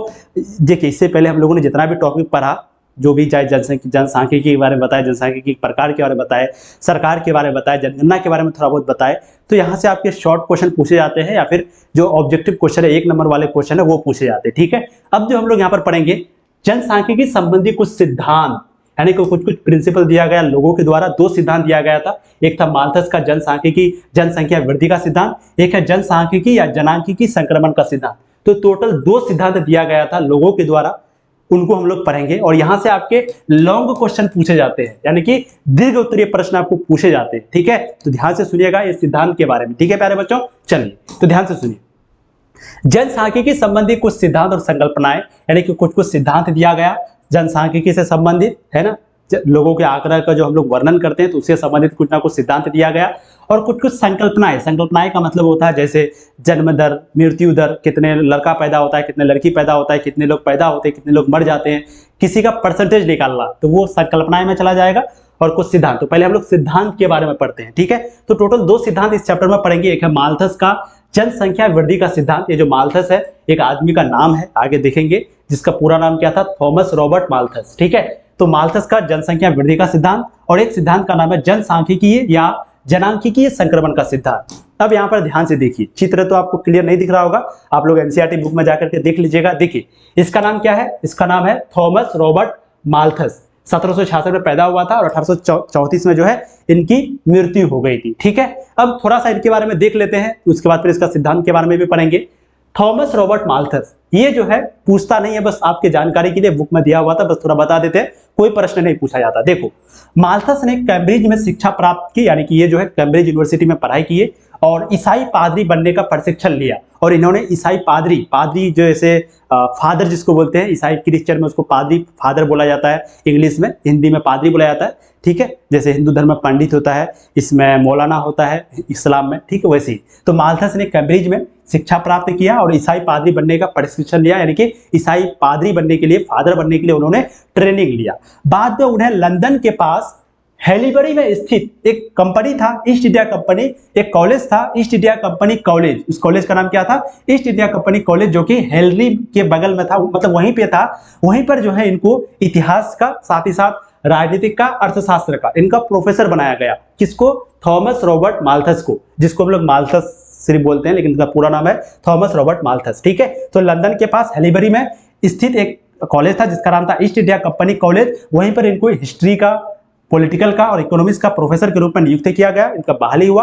ईस्ट इंडिया कंपनी का यह कॉलेज उस समय की प्रशासनिक भारतीय सेवा सिविल सर्विस के भावी अधिकारियों के लिए प्रशिक्षण केंद्र था। मतलब जैसे आज कोई भी सिविल सर्विस का तैयारी करता है तो जो उसका ट्रेनिंग है वो यहीं पर होता है इंडिया में, लेकिन उस वक्त में जो है इंडिया में ट्रेनिंग नहीं होता था। कोई भी अगर Indian IAS officer, IPS officer, यानी कोई भी अगर सिविल सर्विस का तैयारी करता था तो उनको जो है बाहर जाना पड़ता था ट्रेनिंग के लिए। तो उस वक्त जो बाहर जाते थे भारत के लोग, वो कहां पर जाते थे? यही कॉलेज में, ईस्ट इंडिया कंपनी कॉलेज में भी जाते थे। समझ में आ गया आप लोग को? तो ये था थॉमस रॉबर्ट माल्थस, पैदाइश वाला आप देख लीजिएगा। चलिए अब इनका सिद्धांत को देखते हैं प्यारे बच्चों। इसका सिद्धांत को हम लोग निराशावादी सिद्धांत कहते हैं। क्या कहते हैं? निराशावादी सिद्धांत। क्यों कहते हैं पता है? इसीलिए कहते हैं क्योंकि ये जो है बिल्कुल निगेटिव बात करता था। देखिए, माल्थस का जनसंख्या वृद्धि का सिद्धांत, यानी कि माल्थस के द्वारा जो जनसंख्या वृद्धि का सिद्धांत किया, उसी को देखते हैं। सबसे पहले थॉमस रॉबर्ट माल्थस के द्वारा यह सिद्धांत दिया गया है। जो सिद्धांत किसके द्वारा दिया गया? थॉमस रॉबर्ट माल्थस के द्वारा, ठीक है। दूसरा, इस सिद्धांत का वर्णन उन्होंने अपने निबंध एसे ऑन पॉपुलेशन, यानी कि उनके द्वारा एक निबंध लिखा गया था, उस निबंध का नाम रखा था एसे ऑन पॉपुलेशन। पॉपुलेशन का मतलब जनसंख्या, ऑन का मतलब पर, और एसे का मतलब निबंध, यानी कि जनसंख्या पर निबंध। ये उनका निबंध का नाम था, जनसंख्या पर निबंध। तो वहीं पे जो है इस सिद्धांत को उन्होंने लिखा था, ठीक है। तो इस सिद्धांत का जो वर्णन किया था, जो बताया था इस सिद्धांत के बारे में, उन्होंने अपने निबंध में बताया था, जिस निबंध का नाम है एसे ऑन पॉपुलेशन। अगर प्रश्न पूछा जाए कि उन्होंने अपना निबंध को कहां लिखा था, तो एसे ऑन पॉपुलेशन में लिखा था, वहीं पे वर्णन किया था, जो कि 1788 में किया था। कब किया था? 1788 में। समझ में आ गया? आगे, यह एक तरह से निराशावादी सिद्धांत था, यानी कि इसका जो सिद्धांत था, माल्थस का सिद्धांत, इसका सिद्धांत को निराशावादी सिद्धांत कहते हैं। अब निराशावादी सिद्धांत क्यों कहते हैं, ये अभी आपको समझ में आ जाएगा, बिल्कुल आप टेंशन मत लीजिए, ध्यान से सुनिए। देखिए, इसका सिद्धांत को निराशावादी सिद्धांत क्यों कहते हैं, समझ में आ जाएगा। ये निगेटिव बात बहुत करता था। इसका कहना क्या था मालूम है? कि लोग जो मरता है ना वो सही है, ये जो सुखाड़ आता है, बाढ़ आता है, ये बिल्कुल सही है, ये कहता था। सुनिए, ये एक तरह से निराशावादी सिद्धांत था। उसका मानना था कि मनुष्यों की जनसंख्या मनुष्य के भरण पोषण के साधन, विशेष रूप से भोजन, कपड़ा, कृषि आधारित उत्पादन की तुलना में अधिक तेजी से बढ़ती है। यानी कि इनका कहना क्या था कि जो मनुष्य की जनसंख्या है वो ज्यादा तेजी से बढ़ता है, किसकी तुलना में? जो उनको भरण पोषण के लिए जो चाहिए, है ना, भरण पोषण के लिए मान लेते हैं, जैसे उनको भोजन चाहिए, उनको कपड़ा चाहिए, उनको कृषि चाहिए, मतलब कृषि का मतलब जो वो खेती करता है, जो उनको खाना पीना चाहिए, जो उनको कपड़ा चाहिए। तो कपड़ा उनके पास 2 जोड़ी है तो 2 जोड़ी से 3 जोड़ी ही होगा, लेकिन जो जनसंख्या वो ज्यादा तेजी से बढ़ेगा। यानी कि जो उनको सुविधाएं चाहिए, वो सुविधाएं जो है वो कम तेजी से बढ़ता है जितना तेजी से जनसंख्या बढ़ता है। अब सुविधाएं का मतलब आपको कपड़ा तो चाहिए, आपको खाना तो चाहिए, आपको सोना तो चाहिए, आपको रहने के लिए रूम तो चाहिए। तो ये जो सुविधा है वो धीरे थोड़ा सा बढ़ता है, लेकिन जो जनसंख्या है वो तेजी से बढ़ता है। ये किसका मानना था? ये मानना था थॉमस रॉबर्ट माल्थस का, जिसको हम लोग माल्थस कहते हैं शॉर्ट में। तो देखिए, इसका मानना क्या था कि मनुष्यों की जो जनसंख्या है वो मनुष्य के भरण पोषण के साधन की तुलना में अधिक तेजी से बढ़ती है। और भरण पोषण में आपका भोजन भी आ जाता है, कपड़ा भी, कृषि भी, और भी बहुत सारी चीजें आती है। एक लोगों को बहुत सारा चीज चाहिए, गाड़ी, सारा चीज, है ना। इसलिए मनुष्य हमेशा गरीबी की हालत में ही जीवन यापन करेगा, और इसीलिए ये कहता है कि जो मनुष्य है वो हमेशा गरीब ही रहेगा और गरीबी में ही जिंदगी को गुजारेगा, क्योंकि कृषि उत्पाद की वृद्धि हमेशा जनसंख्या की वृद्धि से पीछे रहेगी। यानी कि ये जो कृषि उत्पाद होता है, जो खेती वगैरह होता है, जो अनाज हम लोग उपजाते हैं, ये जो है हमेशा जनसंख्या की वृद्धि से नीचे ही रहेगा। मतलब आज अगर आप 1 बोरी गेहूं को उपजाते हैं और 2 लोगों को पैदा करते हैं तो कल जो है 8 लोग पैदा होगा, लेकिन जो गेहूं की बोरी है वो सिर्फ 2 ही बोरी होगी। मतलब ये एक एक करके ही बढ़ेगा, लेकिन जो जनसंख्या है वो एकदम मल्टीप्लाई होते जाएगा होते जाएगा। आगे उसका एग्जाम्पल को देखेंगे कि वो कैसे समझाता है इस चीज को, है ना। ये जो जनसंख्या बढ़ रहा है, लोगों के सुविधाओं से ज्यादा, कृषि के उत्पादन से ज्यादा जो जनसंख्या बढ़ रहा है वो किस प्रकार से यहाँ पर वो समझाता है। देखिए, जहां जनसंख्या का विस्तार गुणोत्तर रूप से होता है, वही कृषि उत्पादन में वृद्धि समांतर रूप से होता है। मतलब जनसंख्या जो बढ़ता है वो गुणोत्तर रूप से, मतलब देखिए यहां पर देखिए गुना 2 होता, मतलब पहले 2 लोग था, मान लेते आपके मम्मी पापा था, फिर उन्होंने 2 बच्चा पैदा किए तो वो 4 हो गया, फिर 4 को 2 से मल्टीप्लाई किया तो 8 हो गया, फिर 8 को 2 से यानी कि 2 करके वो लोग बच्चा पैदा किया तो 16 हो गया, फिर 16 से 32 हो गया, फिर 32 से 64 हो गया। तो यहाँ पर देखिएगा तो यहाँ पर क्या हो रहा है, गुना हो रहा है। यानी कि पहले 2 लोग था, फिर 4 लोग हो गया, फिर 4 लोग से 8 लोग, फिर 8 दूनी 16 लोग, फिर 16 दूनी 32 लोग, फिर 32 दूनी 64 लोग। यानी यहाँ पर क्या होता है, मल्टीप्लाई होता है 2 से। तो जनसंख्या का जो विस्तार है वो गुणोत्तर होता है, मतलब वो मल्टीप्लाई होते जाता है होते जाता है होते जाता है। तो ये क्या हो गया, गुणोत्तर। ये कौन कहता है, माल्थस कहता है। लेकिन जो कृषि उत्पादन है वो समांतर होता है। अब समांतर कैसे, देखो, उत्पादन में वृद्धि, ये जनसंख्या का विस्तार था, ये था उत्पादन में वृद्धि। यहाँ पर क्या है, पहले 2 लोग पैदा हुआ, सॉरी यहाँ पर जो है मान लो पहले 2 बोरी गेहूं को उपजाया गया, फिर 2 से 4 बोरी हुआ, फिर 4 से 6 बोरी हुआ, फिर 6 से 8 हुआ, फिर 8 से 10 हुआ। मतलब यहाँ पर क्या हो रहा है, +2 हो रहा है, यहाँ पर एडिशन हो रहा है। यानी कि 2 में 2 जोड़ देंगे 4, 4 में 2 जोड़ देंगे 6, 6 में 2 जोड़ देंगे 8, 8 में 2 जोड़ देंगे 10।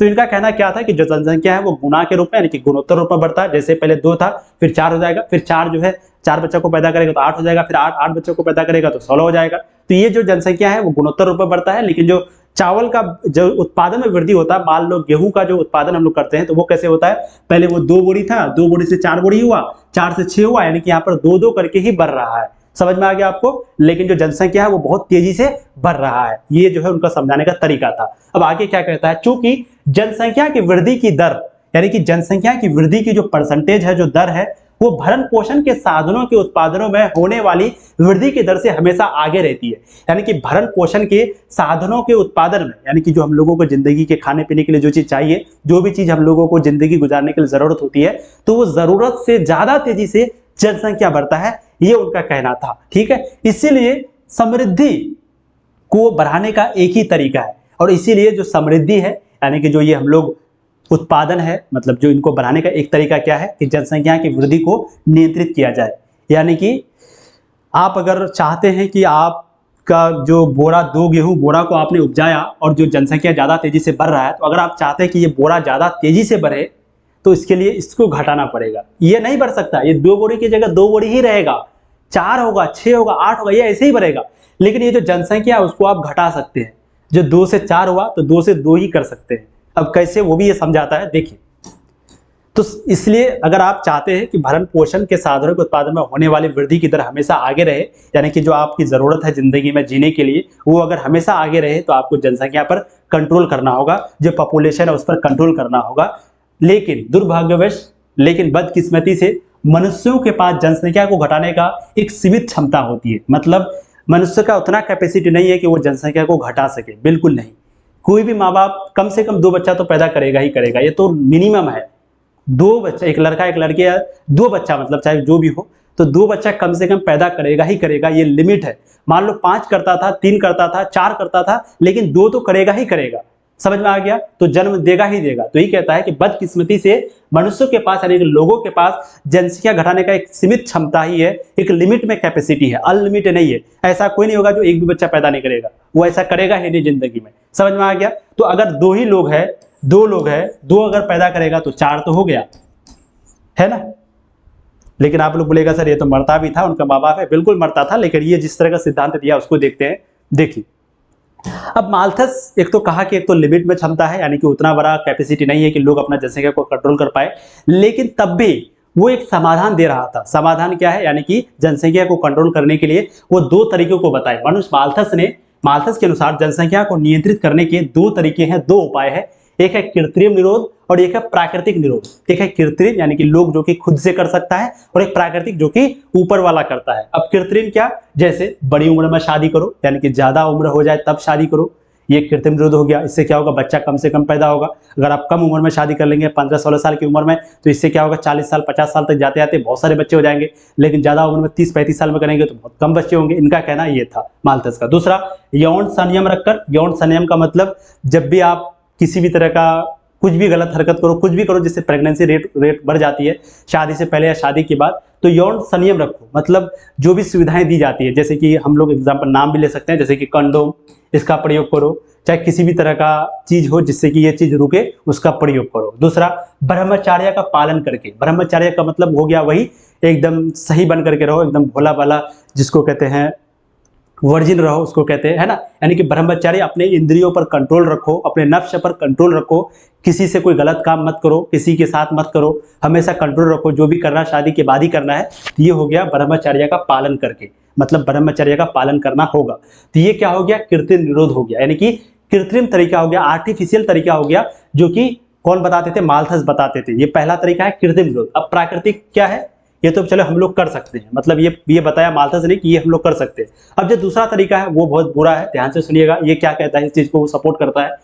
अकाल, प्राकृतिक निरोध में वो बताता है कि जो अकाल आता है, जो महामारी आती है, जो बीमारी आती है, जो प्राकृतिक आपदा आती है, जैसे कि जंगलों में आग लग जाना, बाढ़ आना, भूकंप आना, सुनामी आना, चक्रवात आना, ये सही है।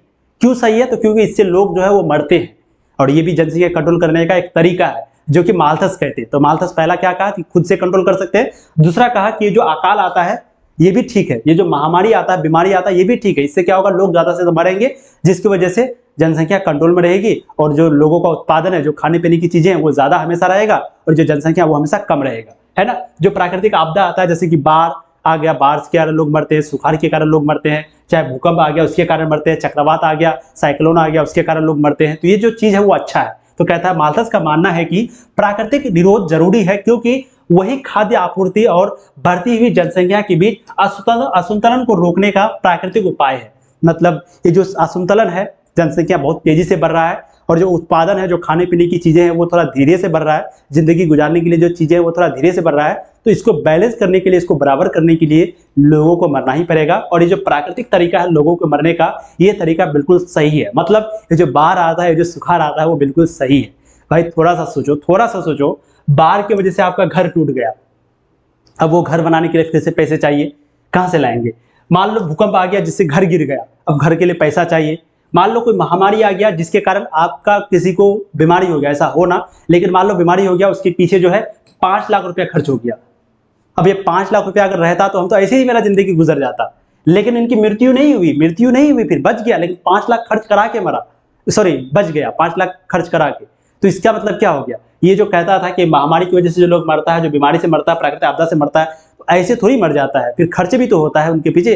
घर अगर गिर जाए, चलो भाई आदमी मरा, आदमी क्यों मरेगा भाई, भूकंप से घर उनके ऊपर गिरेगा तभी तो मरेगा। जब उनके ऊपर घर गिरेगा तो घर भी तो मेरा नुकसान हो गया। तो ये भूकंप हमारे लिए सही कहां से हो, तो हम लोग तो दुआ करेंगे कि ये भूकंप ना हो, लेकिन ये कहता था ये भूकंप होना चाहिए, तो ताकि जनसंख्या कंट्रोल होकर रहे। इसीलिए इसका सिद्धांत को हम लोग निराशावादी सिद्धांत कहते हैं। समझ में आ गई आपको चीजें, इसीलिए इसका सिद्धांत को क्या कहते हैं, निराशावादी सिद्धांत कहते हैं। चलिए अब देखिए, माल्थस के द्वारा जो सिद्धांत दिया गया था कि अकाल होना चाहिए, बीमारी होनी चाहिए, महामारी होनी चाहिए, इस सिद्धांत का कुछ लोग विरोध भी कर रहा था, है ना। तो माल्थस के जो सिद्धांत था, ये सिद्धांत, इसका लोग क्या करता था, विरोध भी करता था। अब विरोध किस तरीके से, देखो, कुछ विचारकों का मतलब वही विचार करने वाला या फिर आलोचक उसको कह सकते हैं, यानी कि जो इसका विरोध कर रहा था, तो कुछ विचारकों ने इसका विरोध किया, जिनका मानना था कि संसाधनों की उपलब्धता को जनसंख्या से अधिक किया जा सकता है। यानी कुछ विद्वान थे, कुछ लोग थे जो इसका विरोध किया माल्थस के सिद्धांत का, और उसको कहा कि आप जैसे बोल रहे हो कि जो जनसंख्या है वो ज्यादा तेजी से बढ़ रहा है, संसाधन जो है वो कम तेजी से बढ़ रहा है, तो ये कहा कि नहीं, हम संसाधन को ज्यादा तेजी से बढ़ा सकते हैं जनसंख्या के मुकाबले। ये कुछ विचारकों का कहना हुआ जो उसका विरोध कर रहा था। तो क्या कहा कि जो संसाधनों की जो उपलब्धता है, जो जिंदगी गुजारने के लिए चीजें चाहिए, तो वो ज्यादा तेजी से बढ़ेगा जनसंख्या के कंपैरिजन में, तुलना में। समझ में आ गया। तो जनसंख्या से अधिक किया जा सकता है किसको, संसाधनों की उपलब्धता को। अब आगे देखिए, ये तो विचार का जो उनका विरोध कर रहा था वो हुआ। फिर आगे चल के क्या हुआ, जब माल्थस ने ये सिद्धांत दिया था, ठीक है, 18वीं शताब्दी के करीब में, लगभग 19वीं शताब्दी के करीब में लगभग, तो उस वक्त में जो है उतना मेडिकल सिस्टम नहीं था, उतने लोग पढ़े लिखे नहीं थे। अब पढ़े लिखा अगर कोई लोग नहीं रहेगा, अगर अनपढ़ रहेगा, शिक्षा नहीं रहेगी, तो ऑब्वियसली बात है वहाँ पर जो जनसंख्या है वो बहुत तेजी से बढ़ेगा। ठीक है। फिर दूसरा, अगर मान लो उनके वहाँ मेडिकल सिस्टम नहीं रहेगा, स्वास्थ्य सुविधा नहीं रहेगा, तो जिससे लोग ज़्यादा से ज़्यादा मरेंगे भी, है कि नहीं। लेकिन धीरे धीरे होता क्या है कि लोग विकास करने लगते हैं, लोग विकसित होने लगते हैं और लोगों के पास अब शिक्षित होने लगते हैं, साथ ही साथ जो मेडिकल सुविधा है वो भी बढ़ने लगता है। अब इसके वजह से क्या हुआ, जन्म दर जो है वो घट गई। अब भाई लोग अगर पढ़ा लिखा रहेगा, जब लोगों को पता चल जाएगा कि भाई ज़्यादा बच्चा होने से कोई फायदा नहीं है, अगर ज़्यादा बच्चा होगा तो इससे दिक्कत क्या होगा कि उनको पढ़ा नहीं पाएंगे, उनको लिखा नहीं पाएंगे, इसलिए कम से कम बच्चा होना चाहिए। तो ये कब पता चला, जब लोग शिक्षित हुए, जब लोग पढ़े लिखे हुए। तो जब लोग पढ़े लिखे हुए तो जन्म दर जो है वो घट गई। महामारियों के कारण जो थोड़ा बहुत महामारी होता था जिससे लोग मर जाते थे, अब उन पर कंट्रोल किया जाने लगा, लेकिन अब लोग नहीं मर रहे थे। बड़ा बड़ा महामारी होता था, बीमारी होता था, लोग अब नहीं मरते थे। क्यों नहीं मरते थे, तो क्योंकि मेडिकल सिस्टम, मेडिकल सुविधा जो है वो बढ़ गई थी, यानी कि स्वास्थ्य सुविधा में जो है बहुत अच्छा खासा सुधार किया गया था, मतलब किया जा चुका था आगे चल करके। ठीक है। चिकित्सा सुविधाएं विकसित होने लगी थी और जो डॉक्टर सुविधाएं, जो चिकित्सा सुविधाएं, हर जगह हॉस्पिटल, हर जगह छोटा छोटा से बीमारी के लिए इलाज, वो अब विकसित हो चुकी थी। माल्थस की भविष्यवाणी जो है वो झूठी साबित हो रही थी, क्योंकि संसाधनों की उपलब्धता जनसंख्या से अधिक होने लगी। और ये माल्थस के द्वारा जो सिद्धांत दिया गया था, अब ये कहीं ना कहीं झूठी साबित होने लगी। क्यों होने लगी, तो क्योंकि जो संसाधनों की जो उपलब्धता है, जो संसाधन हम लोगों को चाहिए जिंदगी गुजारने के लिए, तो ये जो है जनसंख्या से अधिक बढ़ रहा था, यानी कि पॉपुलेशन, जनसंख्या जो बढ़ रहा था उससे ज्यादा तेजी से संसाधनों की उपलब्धता बढ़ रहा था। तो इसकी वजह से जो माल्थस का जो सिद्धांत था वो अब गलत साबित हो रहा था। ठीक है। तो एक तो जन्म दर भाई घट गया, पॉपुलेशन ऐसे ही लोगों का घट गया। क्यों घट गया, लोग पढ़े लिखे हो गए। मृत्यु दर भी घट गया। अब मृत्यु दर क्यों घट गया, तो भाई मेडिकल सुविधा बढ़ गया, अब जो संसाधन है वो भी बढ़ने लगा, अलग अलग तरह की टेक्नोलॉजी आ गई जिससे संसाधन और तेजी से बढ़ा, है ना। तो कहीं ना कहीं जो माल्थस का सिद्धांत है वो क्या हो गया, गलत साबित होने लगा। अब देखिए, उदारवादी और मार्क्सवादी विद्वानों ने, यानी कि जो उदारवादी विद्वान है और जो मार्क्सवादी विद्वान था, उन्होंने भी जो है माल्थस के सिद्धांत की आलोचना किया, है ना। वो जो कहा था कि गरीबी के कारण जनसंख्या है, यानी कि लोग जो गरीब है उसका कारण जनसंख्या है। तो उदारवादी और जो मार्क्सवादी विचार के लोग थे, जो विद्वान थे, वो भी उसका सिद्धांत का विरोध किया, माल्थस का विरोध किया कि भाई क्या बात कर रहे हो, ऐसा थोड़ी है कि लोग जो गरीब है तो उसके कारण जनसंख्या, बिल्कुल नहीं। तो इन्होंने भी क्या कहा, उनका विरोध किया। आलोचकों का कहना है कि गरीबी और भूखमरी का कारण जनसंख्या वृद्धि नहीं बल्कि संसाधनों का असमान वितरण है। और जो आलोचक है जो उनका विरोध कर रहा था, किसका, माल्थस के सिद्धांत का, तो उनका कहना क्या था कि जो ये जो बताता है कि जनसंख्या का कारण गरीबी है, ये बिल्कुल गलत है। ये जो भूखमरी और गरीबी के कारण जो जनसंख्या वृद्धि है ये बिल्कुल गलत है। ये कह रहा था कि जो संसाधनों का असमान वितरण है, यानी कि संसाधनों का जो बंटवारा है वो बिल्कुल गलत है, उसकी वजह से लोग गरीब होते हैं, ना कि जनसंख्या बढ़ने से। जनसंख्या बढ़ने से, घटने से गरीबी नहीं होती मेरे भाई। ये किसको कह रहा था, माल्थस को। और इनका कहना क्या था कि जो संसाधन का असमान वितरण कर रहे हैं इसके वजह से लोग गरीब हो रहे हैं। अब ये संसाधनों का असमान वितरण क्या होता है, जैसे कि आप ध्यान से सुनिएगा प्यारे बच्चों, होता क्या है, जैसे मान लेते हैं आपने दो परिवार लिया, ठीक है। एक परिवार का नाम है एक्स, एक परिवार का नाम है वाई। यहाँ पर टोटल जो है 20 लोग हैं, यहाँ पर 10 लोग हैं। अब सरकार ने क्या किया, 2 बोरी गेहूं बांटा, तो इसको दिया 1 बोरी, इसको दिया 1 बोरी, इसको भी दिया 1 बोरी। यहाँ पर था 10 लोग, यहाँ पर था 20 लोग। होना क्या चाहिए था कि यहाँ पर 2 बोरी देना चाहिए था, यहाँ पर 1 बोरी देना चाहिए था, लेकिन क्या दिया, एक परिवार था एक्स, इसको भी 1 बोरी दिया, एक परिवार था वाई, इसको भी 1 बोरी दिया। तो ये हो गया असमान वितरण। अब यहाँ पर क्या होगा, ये लोग तो सही जिंदगी गुजार लेगा, ये तो खा पी लेगा एकदम पेट भर के अच्छे से, लेकिन ये लोग गरीबी में आ जाएगा। अब यहाँ पर जो 10 लोग हैं वो 10 लोग भूखे रह जाएंगे, कम कम खाएगा, इसमें से कुछ लोग मर जाएंगे, कुछ लोग और गरीब हो जाएंगे, बीमार पड़ जाएंगे। अब जब भूख के कारण बीमार पड़ा तो फिर ये लोग क्या करेगा, बीमार पड़ने के बाद इलाज करेगा और गरीब हो गया। गरीब क्यों गरीब है, क्योंकि वो गरीब है। अब भाई गरीब के पास पैसा नहीं कि खा सके, इसकी वजह से बीमारी, फिर मतलब प्रॉब्लम ना प्रॉब्लम आते रहेगा। तो अब यहाँ होना क्या चाहिए था कि यहाँ पर अगर 2 बोरी देता, यहाँ पर 1 बोरी देता, तो फिर सब कुछ सही चलता, मामला बिल्कुल सही चलता। तो ये चीज समझ में आ गया कि संसाधनों का अगर समान वितरण हो तो फिर लोगों का विकास हो सकता है, यानी कि संसाधनों की उपलब्धि जो है हो सकती है। वही चीज जो है यहाँ पर आलोचक कह रहा था कि जो गरीब, जो मतलब गरीब और भुखमरी का जो कारण है वो जनसंख्या वृद्धि नहीं है, वो कारण क्या है, संसाधनों का असमान वितरण। यानी कि जो संसाधन का वितरण है वो हम लोग गलत तरीके से कर रहे हैं, जो बंटवारा है वो गलत तरीके से कर रहे हैं, लोगों को जो चीज बांट रहे हैं वो गलत तरीका है, इसी की वजह से लोग जो है गरीब है ना। और आगे कहता है कि एक तरफ जहां कुछ थोड़े से धनवान और विशेषाधिकार लोग संसाधनों का प्रयोग कर रहे हैं, वहीं दूसरी तरफ एक बड़ी जनसंख्या को गरीबी की हालत में जीना पड़ रहा है। और इनका कहना क्या था कि एक तरफ जहां पर थोड़े थोड़े से अमीर लोग, थोड़ा थोड़ा अमीर लोग, मान लो 2% अमीर होगा तो 2% अमीर को भर भर के सब कुछ मिल रहा है, सब कुछ मिल रहा है, उसको अमीर भी है प्लस सब कुछ मिल रहा है। लेकिन एक तरफ गरीब है जो कि बहुत बड़ा संख्या है गरीबी का, लेकिन उसको क्या मिल रहा है, कुछ भी नहीं मिल रहा है, गरीबी की हालत में उनको जीना पड़ता है। यही गरीबी का मुख्य कारण है। अब इसको भी थोड़ा अगर समझिएगा तो देखिए, एक तरफ अमीर है ना, एक तरफ क्या है, अमीर है, और एक तरफ जो है गरीब है। एक तरफ क्या है प्यारे बच्चों, गरीब है। अब इसका कहना क्या है कि गरीब जो है इसका है मान लो 90%, गरीब कितना है 90%, ठीक है, और अमीर जो है वो है 10%। अब यहाँ पर 2 बोरी गेहूं देगा तो 1 बोरी इसको भी देगा, 1 बोरी इसको भी देगा, तो ऐसा वितरण होगा क्या? बिल्कुल नहीं चलेगा भाई, ये तो ऑलरेडी अमीर है, इसको अगर कुछ नहीं भी दोगे तो इसका कुछ बिगड़ने वाला नहीं है ना। लेकिन होता क्या है, मान लो कोई घोष देना हो, हमने आपको पहले भी बताया था कि मान लो कोई केस करने के लिए आप गए, पुलिस स्टेशन में गए, अब वहां पर थोड़ा पैसा देना हो, तो जो अमीर लोग हैं उससे लेगा 100 रुपया, तो गरीब से लेगा 500 रुपया। देखिए नियम, देखिए कितना खतरनाक नियम है, नियम को समझिए। इससे लेगा, अगर ये अमीर गया कोई किसी पर केस करने के लिए या ब्लॉक में कोई काम करवाने के लिए गया या फिर कोई ऐसा काम सरकारी काम करने के लिए गया, तो इसके पास 100 रुपया लेगा। ये अमीर है इसलिए 100 रुपया लेगा क्योंकि इसका इज्जत है, इसका दबदबा है। लेकिन बेचारा ये गरीब है, इसके पास कितना लेगा, 500 रुपया लेगा। अब बताइए, जबकि लेना क्या चाहिए था, उसके पास 100 रुपया, इसके पास 500 रुपया, लेकिन यहाँ उल्टा हो जाएगा सिस्टम। तो इसके वजह से अब ये क्या हो जाएगा, और गरीब हो जाएगा भाई, ये तो 500 रुपया कहाँ से लाया, और गरीब, और ये क्या हो जाएगा, और अमीर हो जाएगा। ये तो 100 रुपया इसका खर्च हुआ, 400 रुपया इसका बच गया, इसको 400 रुपये का फायदा हो गया। चीजें समझ में आ रही है आपको? वो तो वही कह रहा है कि यहाँ पर एक तरफ कुछ लोग हैं जिनको बहुत ज्यादा चीज मिल रहा है, और एक तरफ है जो कि जिसको कुछ नहीं मिल रहा है, ठीक है। अब चलिए, अब जो दूसरा सिद्धांत दिया गया था वो क्या है प्यारे बच्चों, इसको ध्यान से सुनिए, ठीक है। दूसरा सिद्धांत जनसांख्यिकी यानी कि जनसांख्यिकी या जनांकीकी संक्रमण का सिद्धांत। इसी सिद्धांत का 2 नाम है, या तो इसको हम लोग जनसांख्यिकी सिद्धांत कहते हैं, जनसांख्यिकी संक्रमण का सिद्धांत कहते हैं, क्या कहते हैं, जनसांख्यिकी संक्रमण का सिद्धांत, या फिर इसी को हम लोग कहते हैं जनांकीकी संक्रमण का सिद्धांत। तो क्वेश्चन में एग्जाम में चाहे जनांकीकी पूछे या जनसांख्यिकी पूछे, दोनों एक ही चीज है, ठीक है। अब ये सिद्धांत बहुत आसान है, ध्यान से सुनिएगा। देखिए वीडियो को प्लीज लाइक कर दीजिएगा, चैनल को सब्सक्राइब कर दीजिएगा प्यारे बच्चों। देखो, यह सिद्धांत वर्तमान समय में किसी क्षेत्र की जनसंख्या का वर्णन करने और भविष्य में उसकी स्थिति का अनुमान लगाने में मदद करता है। मतलब क्या है, थोड़ा सा इस चीजों को समझिएगा कि ये जो सिद्धांत है, दूसरा वाला सिद्धांत, ये क्या करता है, सबसे पहले वर्तमान में आप किस पोजीशन में है उसके बारे में पता लगाता है, साथ ही साथ फ्यूचर में आप क्या रहेंगे उसके बारे में पता लगाता है। इस चीजों को भी समझिए, चीजों को समझेंगे तभी समझ में आएगा।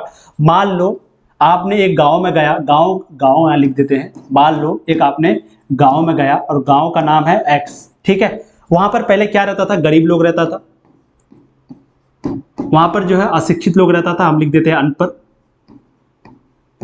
ठीक है। फिर वहां पर हम लोगों ने देखा कि गरीब लोग रहता था, अनपढ़ रहता था, लोग जो है बहुत गरीब थे। अब फिर ये क्या हो गया, ये हो गया प्रेजेंट यानी कि वर्तमान, ये हो गया वर्तमान, ठीक है। अब हम लोगों ने जब फ्यूचर देखा, भविष्य देखा, हम लोगों ने जब भविष्य देखा, उनका भविष्य देखा, तो भविष्य में जो है वो गांव जो है वो अब किस में बदल चुका था, शहर में बदल चुका था, शहर में। अब जो गरीब लोग थे वो अब अमीर हो गए थे, अब जो अनपढ़ लोग थे वो अब शिक्षित हो गए थे, वो शिक्षित हो गए थे, वो क्या हो गए थे, शिक्षित हो गए थे।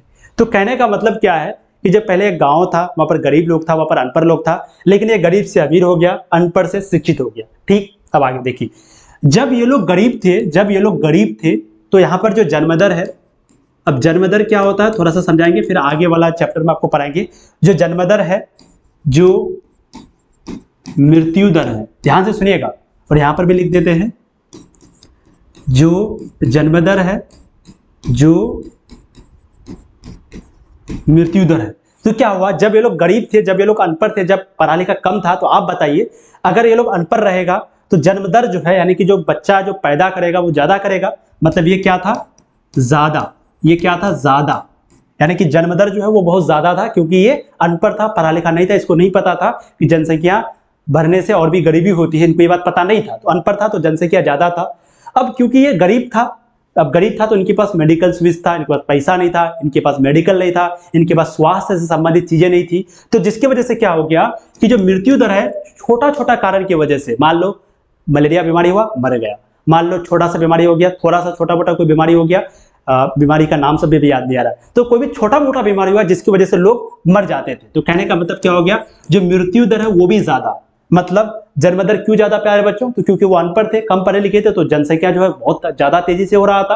आप आज अगर किसी गरीब इलाका में जाएंगे तो वहां पर जनसंख्या बहुत तेजी से बढ़ता है, ठीक है। और वहीं पे मृत्यु दर भी ज्यादा होता है। मृत्यु दर ज्यादा क्यों होता है प्यारे बच्चों? तो वो इसलिए ज्यादा होता है क्योंकि उनके पास उस तरह का सुविधा नहीं होता है, वो गरीब होते हैं, वो इलाज नहीं करवा पाता है, तो जिसकी वजह से लोग ज्यादा से ज्यादा मरते भी है, ज्यादा से ज्यादा पैदा भी लेता है, ठीक। लेकिन जब वो अमीर हुआ, जब वो पढ़ा लिखा हुआ, तो जन्म दर जो है वो हो गया कम, जन्म दर जो है वो हो गया कम। जब वो शिक्षित हुआ, जब वो अमीर हुआ, तो वहां पर मेडिकल, अब ये पहले गांव था, देखिए एक चीज याद रखिएगा, ये क्या था? गांव था। अब गांव में मेडिकल फैसिलिटी वगैरह कुछ नहीं होता है ना। यहाँ पर लिख देता हूं कि जो मेडिकल फैसिलिटी है, मेडिकल फैसिलिटी ये क्या होता है? कम होता है। किसमें? गांव में।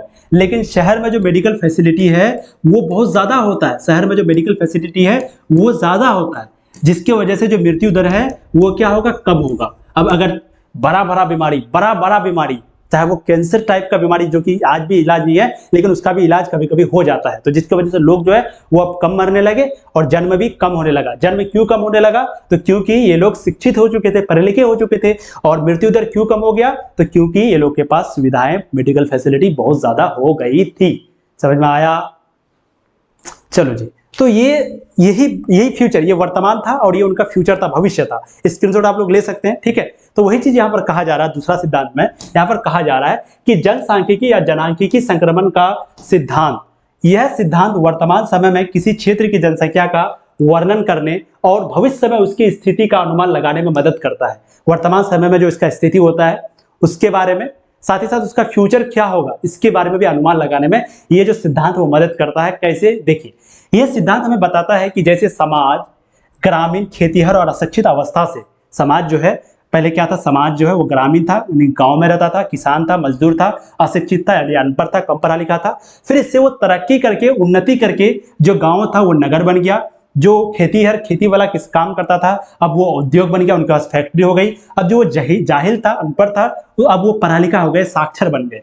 अब इससे क्या हो गया कि जो प्रदेश की जनसंख्या है वो पहले क्या था? जब गरीब था तो उच्च जन्म दर था, उच्च मृत्यु दर था, यानी कि मरते भी ज्यादा लोग थे और पैदा भी ज्यादा होते थे। क्यों? क्योंकि वो गरीब था, कम पढ़ा लिखा था। लेकिन जब वो साक्षर बन गया, जब उसके बाद औद्योगिक हो गए, नगर ये बन गया, तो इससे क्या हो गया? मृत्यु दर जो है वो निम्न हो गया। मृत्यु दर जो है वो निम्न हो गया। जो जन्म है प्यारे बच्चों, जो मृत्यु दर है वो भी आपका निम्न हो गया और जो जन्म दर है वो भी निम्न हो गया। समझ में आ गया? तो जन्म दर और जो मृत्यु दर है वो क्या हो गया?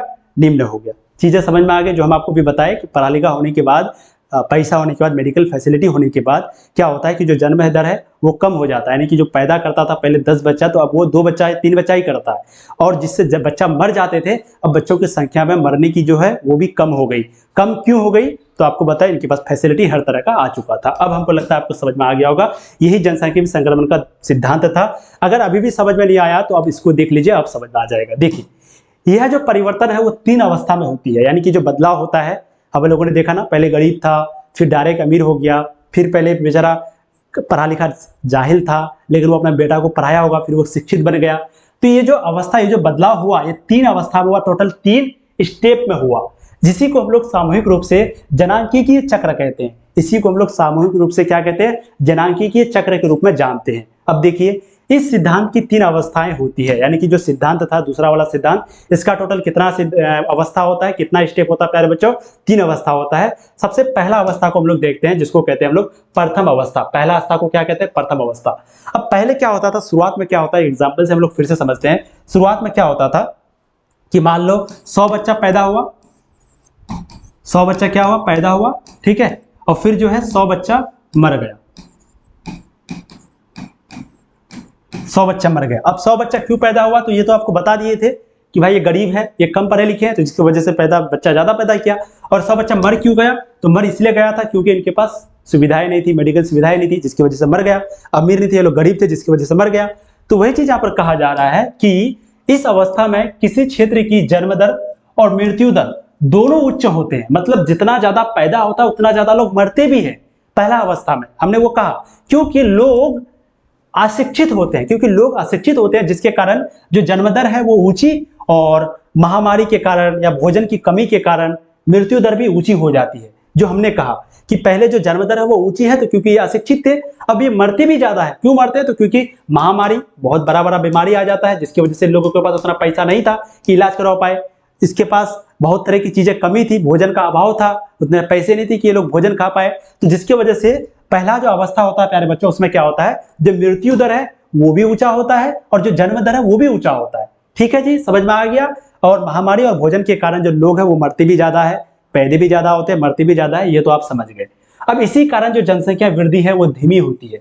अब जनसंख्या वृद्धि धीमी कैसी होती है? तो हमने क्या कहा कि 100 बच्चा पैदा होगा और 100 अगर बढ़ जाएगा तो बात तो खत्म, या तो बचा 0, तो जनसंख्या वृद्धि तो धीमी हो गया, या कहें तो बढ़ा ही नहीं बिल्कुल, है ना। अधिकांश लोग खेती का काम करते हैं, प्रथम अवस्था में ज्यादातर लोग खेती का काम करते हैं, गरीब होते हैं, खेती का काम करते हैं।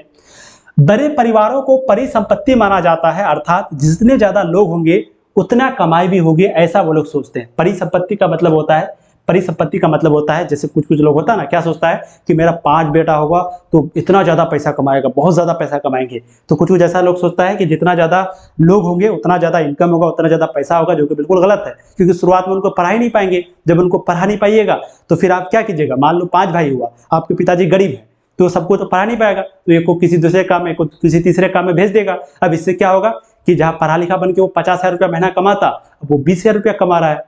समझ में आ गया? तो इससे जनसंख्या बढ़ने से कोई फायदा तो नहीं हुआ। अगर 1-2 होता तो इससे क्या होता कि ज्यादा से ज्यादा उनको पढ़ाते, बड़ी नौकरी दिलवाते। मतलब ये हम लोग सोशियोलॉजी के अनुसार बात कर रहे हैं, सभी का अलग अलग पर्सपेक्टिव हो सकता है। कोई लोग सोचता है कि ज्यादा बच्चा पैदा करने पर होता है, लेकिन हम लोग यहाँ सोशियोलॉजी हम लोग को ये चीज कह रहा है, हम नहीं कह रहे हैं कुछ भी। ठीक है, ये याद रखना। चलो, तो जनसंख्या दर, वृद्धि दर भी धीमी हो जाती है, बिल्कुल सही बात है भाई। 100 पैदा होगा 100 मर जाएगा तो धीमी। अधिकांश लोग खेती का काम करते हैं, बिल्कुल सही बात है। उसके बाद इस अवस्था में जीवन प्रत्याशा कम होती है, अर्थात लोगों की जल्दी मृत्यु हो जाती है, यानी कि लोग ज्यादा दिन तक नहीं जी पाते हैं। अब क्यों नहीं जी पाते? तो भाई इनके पास कुछ है ही नहीं, भाई गरीब है ये ज्यादा जिंदगी जीवन नहीं, ये 80 साल 90 साल नहीं जी पाता है, ये जल्दी मर जाता है, चाहे छोटा छोटा बीमारी के कारण। ज्यादातर लोग अशिक्षित होते हैं और विकास की दर निम्न होती है, और इस अवस्था में जो ज्यादातर लोग हैं वो कम पढ़े लिखे होते हैं, और जो विकास है, जो डेवलपमेंट है, वो भी बहुत धीरे होती है। उसके पास तकनीकी का भी अभाव होता है, यानी कि उसके पास टेक्नोलॉजी वगैरह कुछ भी नहीं होता है, तकनीकी से जुड़ा हुआ कोई भी सिस्टम उनके पास नहीं होता है। तो ये था प्रथम अवस्था, जहां पर क्या था कि जो मृत्यु दर है और जो जन्म दर है वो बहुत ज्यादा होता है, यानी कि ज्यादा से ज्यादा बच्चे भी पैदा होते हैं और ज्यादा से ज्यादा लोग मरते भी हैं। तो ये लोग गरीब हैं, ये लोग किसान हैं, ये लोग अशिक्षित है, ये लोग जो है ज्यादा से ज्यादा बच्चा पैदा करते हैं। ये लोग सोचते हैं कि इससे इनकम होगा, इससे तरक्की होगा, लेकिन ऐसा कुछ नहीं होता है। ये लोग के पास तकनीकी टेक्नोलॉजी वगैरह कुछ नहीं होता प्रथम अवस्था में। अब द्वितीय अवस्था में क्या हुआ? अब जब प्रथम अवस्था वाला लोग जब द्वितीय अवस्था में आया, तो इस अवस्था में शुरुआत में जो प्रजनन दर है वो उच्च होता है, यानी कि शुरू में जो प्रजनन दर है वो थोड़ा ज्यादा होता है। प्रजनन दर का मतलब क्या हो गया? जैसे पहले अगर 100 बच्चा पैदा होता था तो 100 मर जाता था, है ना। लेकिन अब ऐसा नहीं हुआ, अब 85 बच्चा मर रहा है। अब क्या हो रहा है? 85 बच्चा मर रहा है। पहले 100 पैदा होता था, 100 मर जाता था, लेकिन अब 85 मर रहा है। क्यों मर रहा है 50? तो क्योंकि इनके पास अब थोड़ा बहुत पैसे भी आ गए थे, इनके पास मेडिकल फैसिलिटी भी थी, स्वास्थ्य सुविधा इनके पास थी, जिसके वजह से जो बच्चा मर रहा था वो क्या हो गया? कम मरने लगा। ठीक है, तो इस अवस्था में शुरुआत में, प्रारंभ में प्रजनन दर ज्यादा होती है, लेकिन समय के साथ जो प्रजनन दर है वो घटती रहती है, लेकिन फिर धीरे धीरे जो प्रजनन दर है ना वो घटते रहता है इस अवस्था में। इसमें स्वास्थ्य संबंधी सुधार हो जाती है, यानी कि वही स्वास्थ्य संबंधी सुधार हुआ तभी तो लोग कम मरे। पहले 100 बच्चा पैदा होता था, 100 मर जाता था, लेकिन ये मेडिकल फैसिलिटी में सुधार हुआ तभी तो लोग कम मरने लगे, जिस कारण मृत्यु दर जो है वो निम्न हो जाती है। स्वास्थ्य मेडिकल फैसिलिटी आने की वजह से जो मृत्यु दर है, जो मरने की संख्या है वो कम हो गया। जनसंख्या वृद्धि जो है वो धनात्मक रहती है, और जो जनसंख्या वृद्धि है वो धनात्मक रहती है। मतलब हमने कहा ना भाई कि 10 बच्चा पैदा होगा, 10 में से 5 मरेगा, तो यहाँ पर कितना बच्चा बढ़ा? 5 बच्चा बढ़ा, मतलब ये पॉजिटिव, इसी को कहेंगे धनात्मक। लेकिन अगर यहाँ पर 10 बच्चा पैदा होता, 10 बच्चा मर जाता, तो ये क्या हो गया? ये ना ये पॉजिटिव हुआ या ये निगेटिव हुआ, ये क्या हो गया? स्थिर।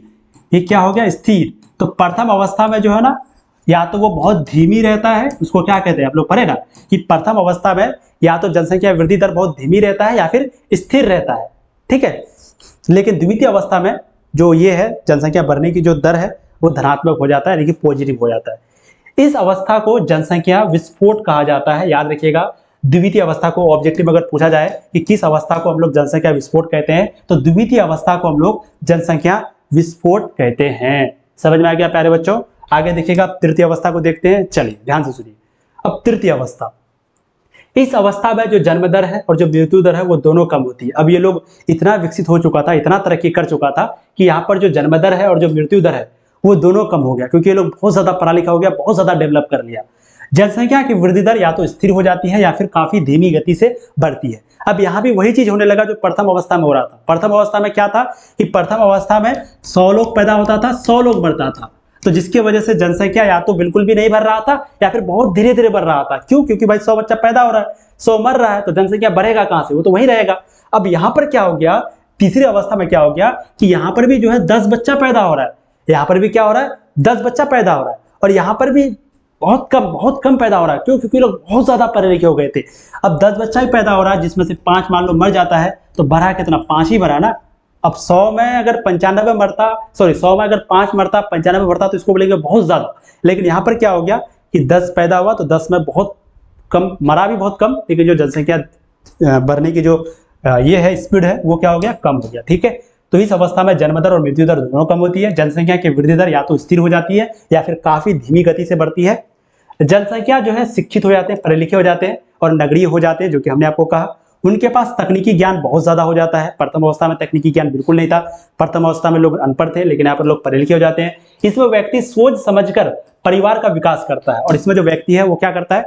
सोच समझ करके परिवार का विकास करता है। और जनसंख्या जो है इसमें नियंत्रित रहती है, और जो जनसंख्या है वो इसमें कंट्रोल में रहती है। ठीक है प्यारे बच्चों, तो हम लोगों ने जो है अब कल जो पार्ट 2 आपका आएगा, पार्ट 2 में ये चैप्टर समाप्त कर देंगे। ठीक है, तो पार्ट 2 में जो है हम लोग पढ़ने वाले हैं सामान्य संकल्पनाएं एवं संकेतक। कहने का मतलब है वही जन्म दर, मृत्यु दर, ये जन्म दर, मृत्यु दर, और भी बहुत इंपॉर्टेंट है। पार्ट 2 भी आपका इंपॉर्टेंट है। ठीक है, तो आज के वीडियो में यानी कि पार्ट 1 में हम लोगों ने लगभग आपको बहुत सारा टॉपिक के बारे में पढ़ाया, जैसे जनसांख्यिकी क्या होता है, जो सिद्धांत दिया गया था माल्थस के द्वारा, टोटल जो 2 सिद्धांत दिया गया था जनसांख्यिकी से संबंधित। जनसांख्यिकी क्या होता है, जनसांख्यिकी कितने प्रकार के होते हैं, तो इससे आपके लॉन्ग क्वेश्चन भी पूछे जाते हैं, बहुत सारे शॉर्ट क्वेश्चन भी पूछे जाते हैं। पार्ट 2 में हम लोग संकल्पनाएं को देखेंगे, मतलब जन्म दर, मृत्यु दर को। ठीक है, तो उम्मीद करते हैं आज का क्लास आपको बहुत अच्छा लगा होगा। अगर सच में आज का क्लास आपको अच्छा लगा है तो प्लीज वीडियो को आप लोग क्या करेंगे? लाइक करेंगे। अगर चैनल पे पहली बार आए तो चैनल को सब्सक्राइब करेंगे, और वीडियो को आप लोग ज्यादा से ज्यादा शेयर करेंगे ताकि ज्यादा लोग जुड़े। और सोशियोलॉजी के इस चैनल पे आपको कंप्लीट तैयारी कराई जाएगी, इसलिए प्लीज आप लोग इस चैनल से जरूर जुड़े। वीडियो को शेयर कर दीजिएगा। किसी भी प्रकार का पीडीएफ चाहिए, अगर आपको कोर्स में ज्वाइन करना है ना, अगर आपको सोशियोलॉजी का कोर्स में ज्वाइन करना है, पीडीएफ चाहिए, या फिर कंप्लीट क्लास 12 की तैयारी करना चाहते हैं, तो आप तनु क्लासेस ऐप को याद रखिएगा। आप जो है तनु क्लासेस ऐप को प्ले स्टोर से डाउनलोड कीजिए। ठीक है, कहां से? प्ले स्टोर से। तनु क्लासेस ऐप को प्ले स्टोर से डाउनलोड कीजिए, इंस्टॉल कीजिए, और वहां पर आप कंप्लीट तैयारी कर सकते हैं। अगर आप ज्यादा जानकारी चाहते हैं सोशियोलॉजी का क्लास जुड़ने के लिए तो 87 096 10 975 इस नंबर पे कांटेक्ट कर सकते हैं। 87 096 10 975 इस नंबर पे कांटेक्ट करके आप हमसे बात कर सकते हैं और अपनी तैयारी को और अच्छे से कर सकते हैं। पीडीएफ लेने के लिए भी आप तनु क्लासेस ऐप को इंस्टॉल करिएगा प्ले स्टोर से। थैंक यू सो मच आपका कीमती वक्त देने के लिए प्यारे बच्चों। ऐसे ही पढ़ाई करते रहिए। All the very best. Bye bye. Video को लाइक और